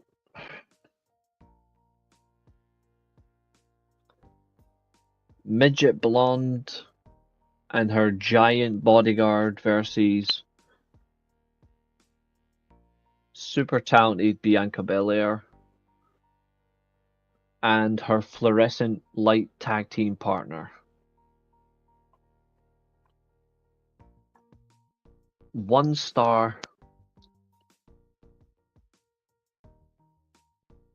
2 lackeys and a bodyguard that isn't as good as she was in NXT. Well, long story short, I said that Liv and Raquel were going to win. Liv and Raquel were going to win the tag titles because of the attack segment on SmackDown. It happened. They made it count. That's a positive. Like that is actually for a horrible show. This was a positive because you actually see continuity. If Bianca and Naomi went to Elimination Chamber still tag team champions, then the actual division is stagnated. It has to maintain itself. So it needs to keep that way. So a title change was correct. I like the variety of ways to get to pinfalls. I like the fact that it wasn't a conventional victory using a finisher. It was using the post. Naomi got decked. I like the fact there was Naomi that ate the pin as well. That suggests to me that Liv Morgan's going to get pinned by Naomi inside the chamber. She'll get the receipt. And I think Bianca will either eliminate Naomi or Bianca will see Naomi get pinned. The assisted codebreaker was the move of the match though for me. I thought that was well done. Bianca's strength, her timing, her whole look. It's a heel gimmick, but she's trying to change it to be a babyface. I'll give her that. The problem is I've always said it's a heel gimmick and I just can't take EST as a babyface. I just can't.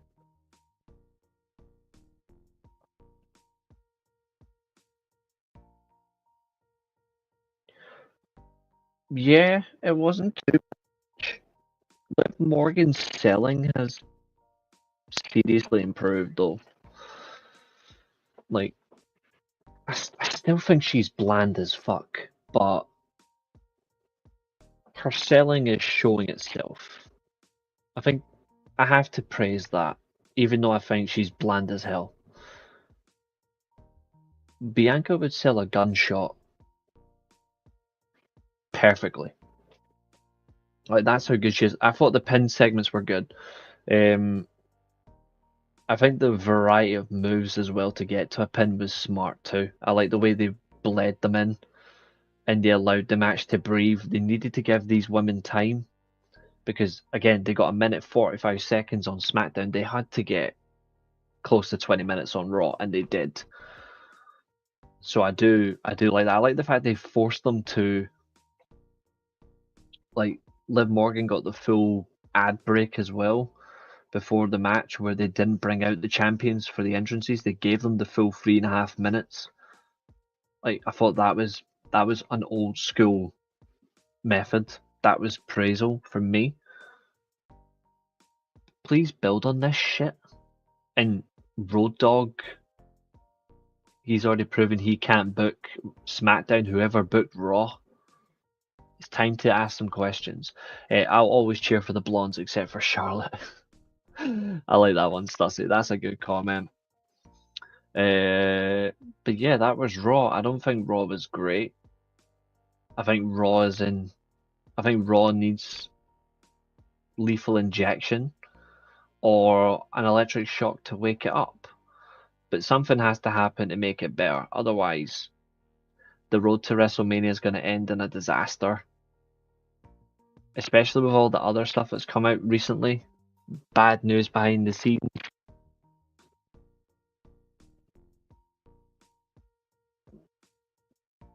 The one thing they need to do is save the road to WrestleMania or the writing's on the wall. Anyway, folks, you know, guys, what time it is. Yeah, I think that is true. I think they wanted more force out of the post. I think they wanted more force. They didn't get it though. But I liked it different. At least they tried. But I do agree it wasn't great.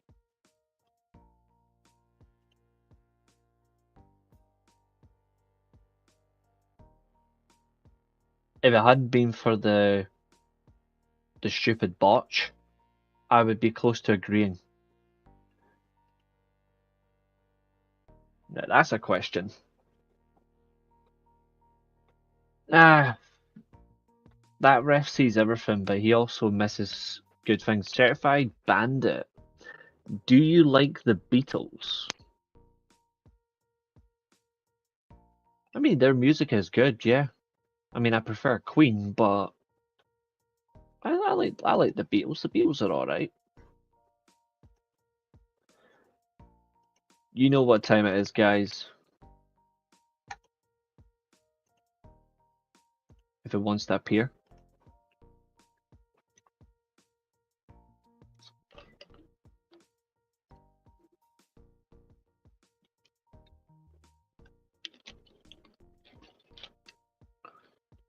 All I'm gonna say is seriously attack your shows.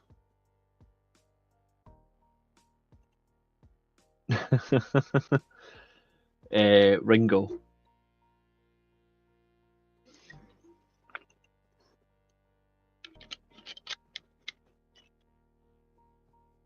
Ringo Starr.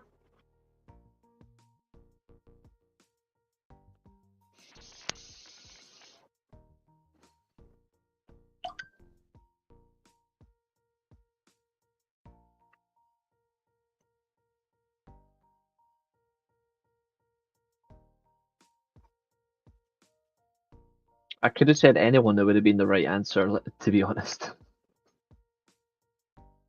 But, yeah. That's true. James Brown is great if you're talking about classic music. James Brown's okay, but there's better. Call Villain TV is the best YouTube channel for wrestling, including yours. I think. Oh, you mean Covalent TV? They're great. I know who you are, buddy. It's good to see you. What happened to you, by the way? I've not seen you in a long time.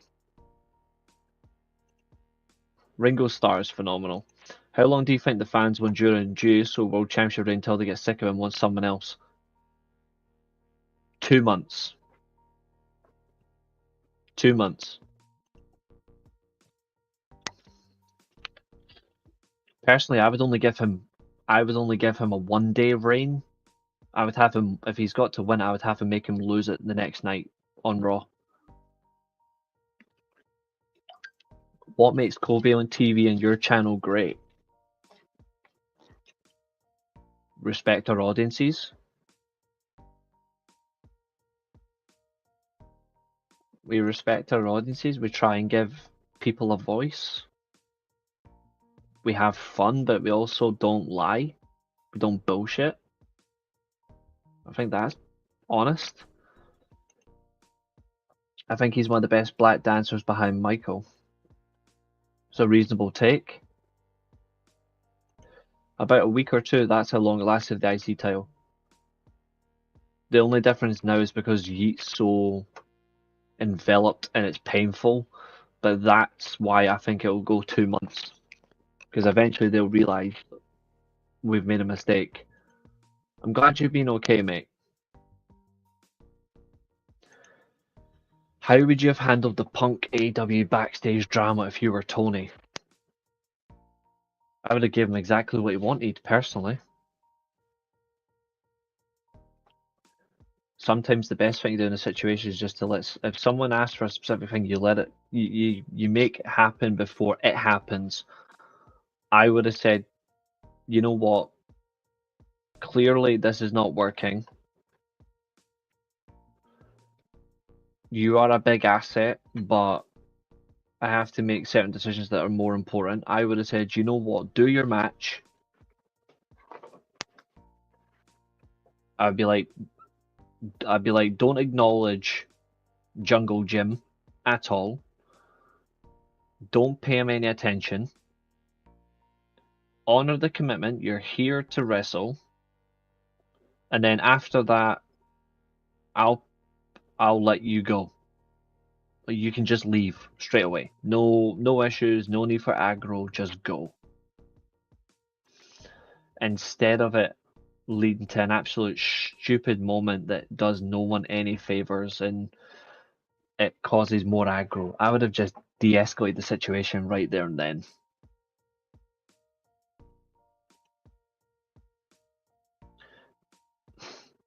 It's because it's not what she used to be. She used to have more...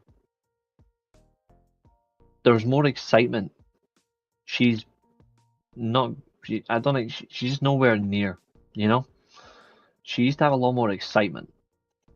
Lillian to me was better than Howard Finkel. Fair enough. I think Howard Finkel was the greatest. John Cena should be world champion. Cody's just not face. Okay.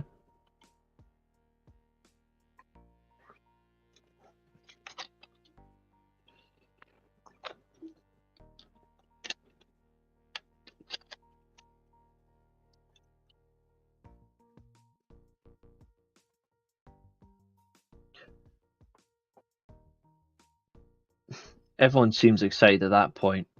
Why is Ryan Nemeth taking Punk and AEW courts? Because of the way he was getting treated backstage. But to be honest, it's not gonna do him any favors. He's wasting his time.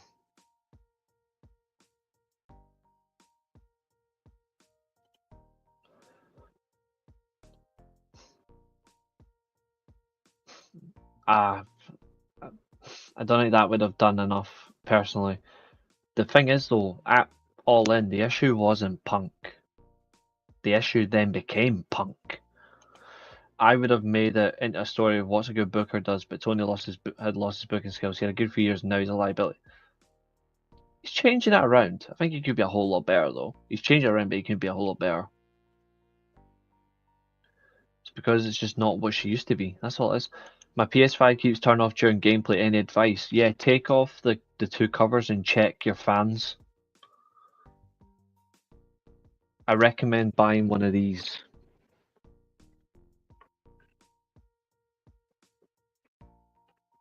I guarantee that your PS5 is filled with dust. Buy one of these.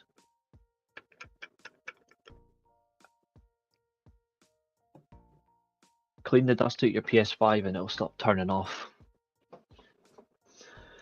How is Jack Perry the scapegoat if he's still employed? Wouldn't that make Punk the real scapegoat? In a way, yes, but I think Jack Perry just wants to be the scapegoat because he thinks he's the victim in all of this when in actual fact he isn't. Yeah, Lillian's happy, she's just not good. Punk was an industry plant. I don't think he was an industry plant. I just think he was a ticking time bomb. I don't think he was an industry plant at all.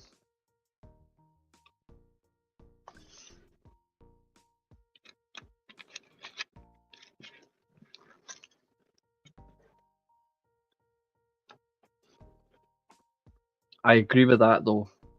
He shouldn't have shown that footage. That was a pointless segment. I agree.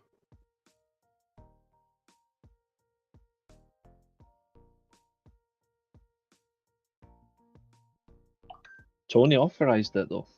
Tony authorized that.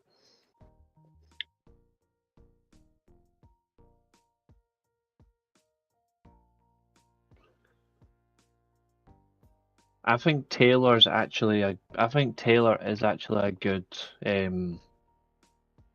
Oh, thanks for subscribing, Craig. I really do appreciate it. I think Taylor is a good ring announcer. The problem is I don't think they're believing in her enough. I don't think they believe in her enough. Yeah, it did. If you were granted an interview with Brett, what would you ask him? First of all, I would ask Brett.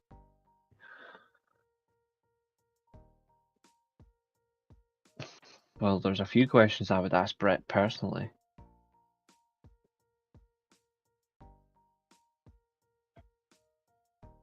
I kind of disagree though, Matt. That's just from my perspective. I think there's some elements where I think he did authorize some of it, but the problem is I don't think he knew what he was authorizing. Well, this.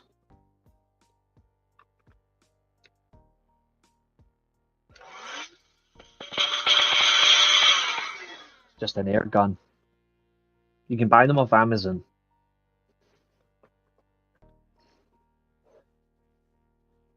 But anyway, to answer this question, if you were granted an interview with Brett, what would you ask him? I would actually ask Brett the simple question that I think many people. Why?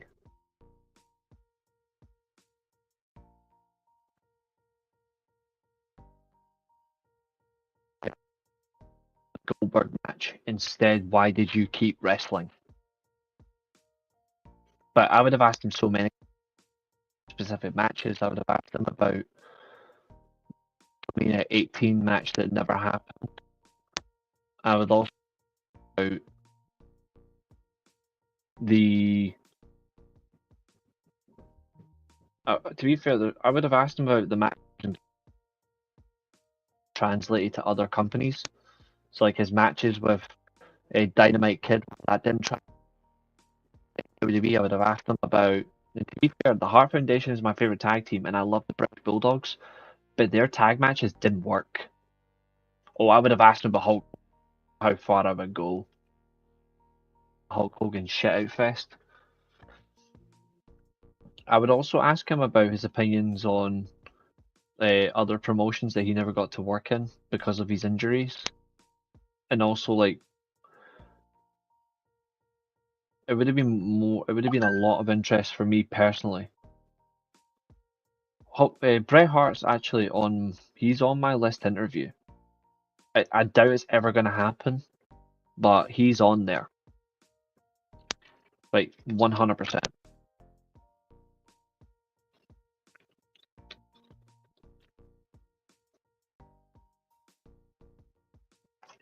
They never made it to a story because they didn't know how far it would go. And I think they didn't know how much of a negative it would have, potentially.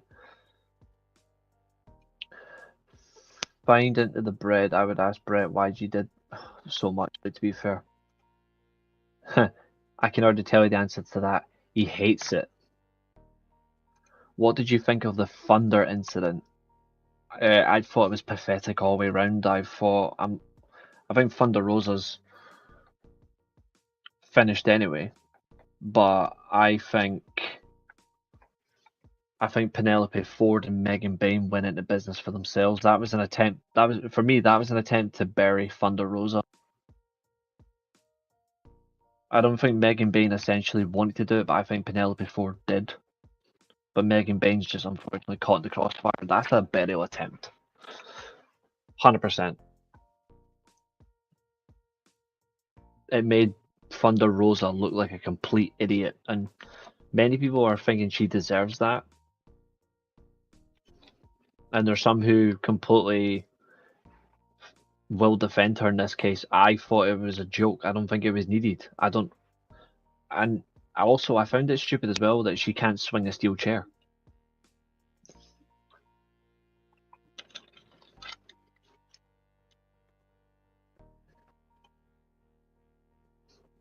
No idea. For me, he is the GOAT. I think, truthfully, it's probably because that I think other people just think there was not a lot to Brett in terms of charisma or good promos, when I think that's nonsense. I think Thunder Rosa heads to WWE after her deal is done with AEW. She goes back there, and I don't think she's going to get much out of her. But I do think she'll end up going back at some point as well. Thunder was never appreciated. I don't think she's been appreciated for quite some time by anyone. Unless your name's David LaGreca, who's busy on his knees for everyone else. That chair spot was embarrassing. It was embarrassing. I think Penelope Ford really went into business for herself and it's caught Megan Bain in the crossfires. I don't know what Penelope Ford was thinking, but it's buried Thunder Rosa. Like, it's buried her. Whoever honestly booked that entire segment, I would honestly give them their marching orders. Like, same with, if that happened in WWE, I'd demand the same thing. Whoever would have booked that shit, get them gone. I'm still waiting for them to sack Pat McAfee, to be honest. Or Michael Cole, because we're so jealous that we want his job.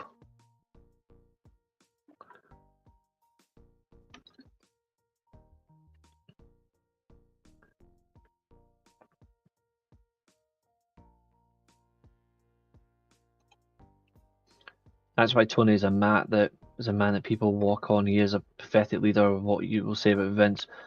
Vince did get walked on in a few ways, but the only thing is though is Vince will let you walk over him once. The second time, he'll tear you a new one. I think Brett gets left out of those conversations because he didn't have a presence in the Ruthless Aggression era. Because of Goldberg. I think if Brett hadn't have got injured by Goldberg, Brett would have been champion when Bischoff was GM. He would have been world champion with Triple H, or Brett would have been with Lesnar and Angle for the WWE title on SmackDown. It's Goldberg's fault. Everything is just Goldberg. Or Bill Goldberg.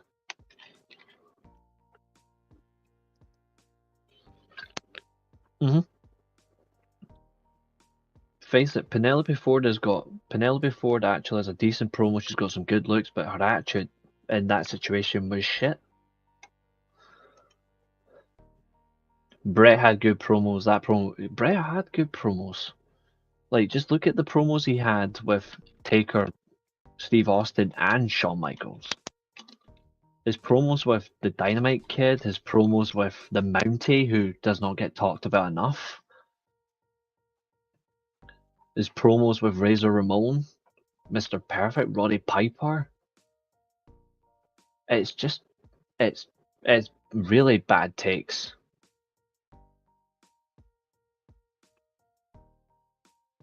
Thunder's just an ass. Shame really, because I used to appreciate her a whole lot more. Keyword, used to. Mind you, she's not as bad as Britt Baker.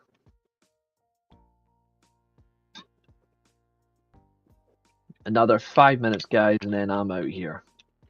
Brett wasn't a good pro. Brett was the pro. Instantly, when I think of pro wrestling, instantly I think of him first over everybody. I think of Bret Hart. Have you seen the promo on Thunder that Brett Goldberg? Of course.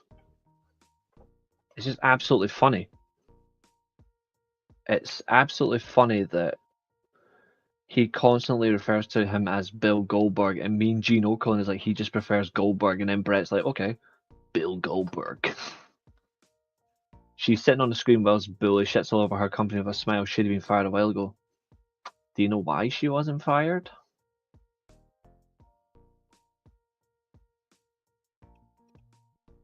Yeah, but you're not wrong.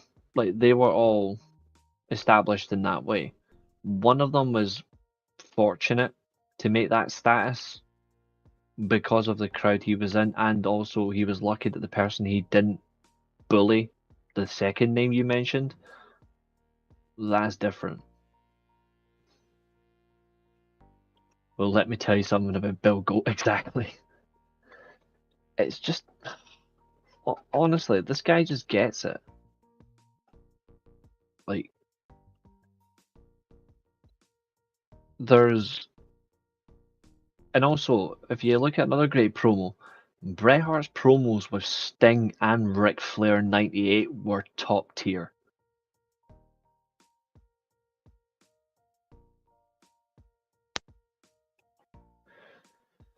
She protected him a lot. He protected her without even having to do anything.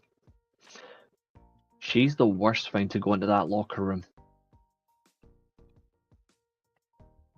Yeah.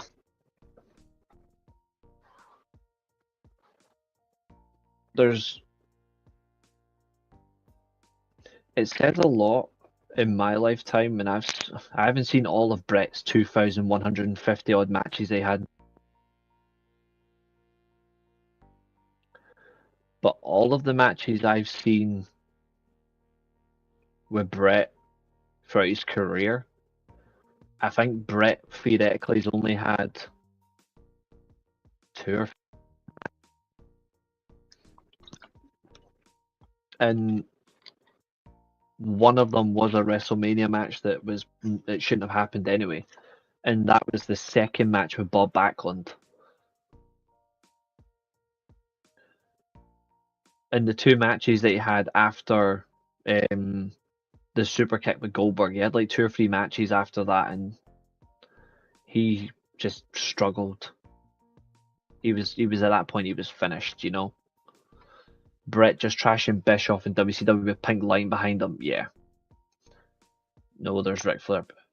His promo with Ric Flair about being the best was perfect. Because it comes up against Ric Flair, where Ric Flair's not like, I've won the world title X amount of times. I think it was 13 at that point, and he's like, you've won it 5 times. It's funny. Ric Flair would then go and win another 3-4 world title reigns, as is legitimately said. And Bret Hart would win 2 more world titles, a US championship, and was actually a good one. He's in every locker room that you need. I remember Ric Flair's promo about wanting to be ECW World Champion. I also remember the promo that Ric Flair had about Mick Foley when he called him a prostitute. Because he's not the only one that said that about him that year. The other person that said that was Paul Heyman. Which I know it was back then when they were about to change and become PG. But even to say Mick Foley was a prostitute was, I was stunned.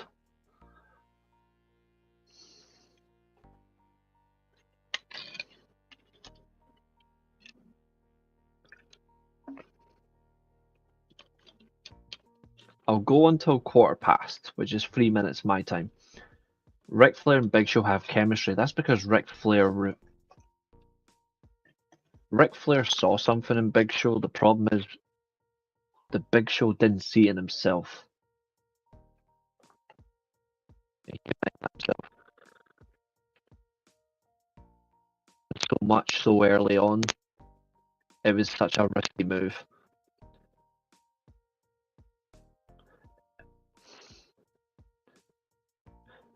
You know what's the sad thing with Bret Hart's run in WCW, Bret Hart would have been the perfect heel WCW champion if they had just made him world champion from the start.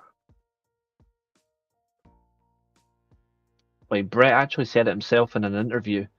Bret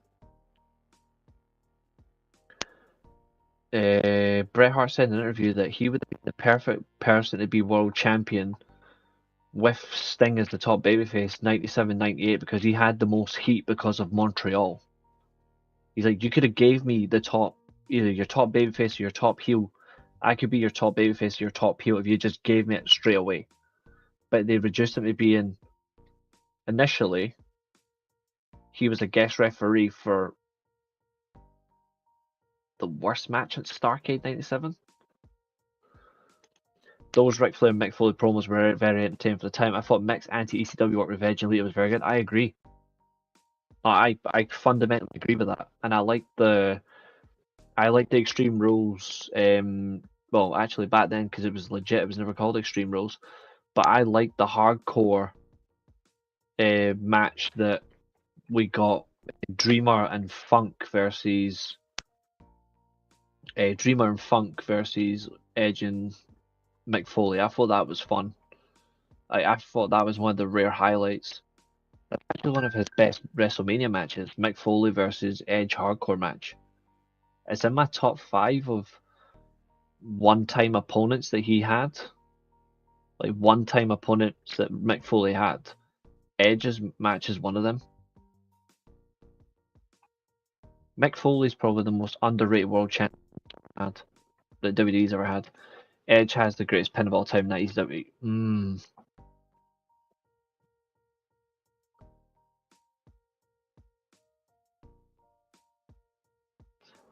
Potentially. Why can't we get nice wrestlers in outside the ring? Foley's a good person, Bret Hart a good person. Why can't we get outside of that? It's because fans stock them. Just look at what happened to Rhea Ripley this week. And you wonder why they aren't nice to people.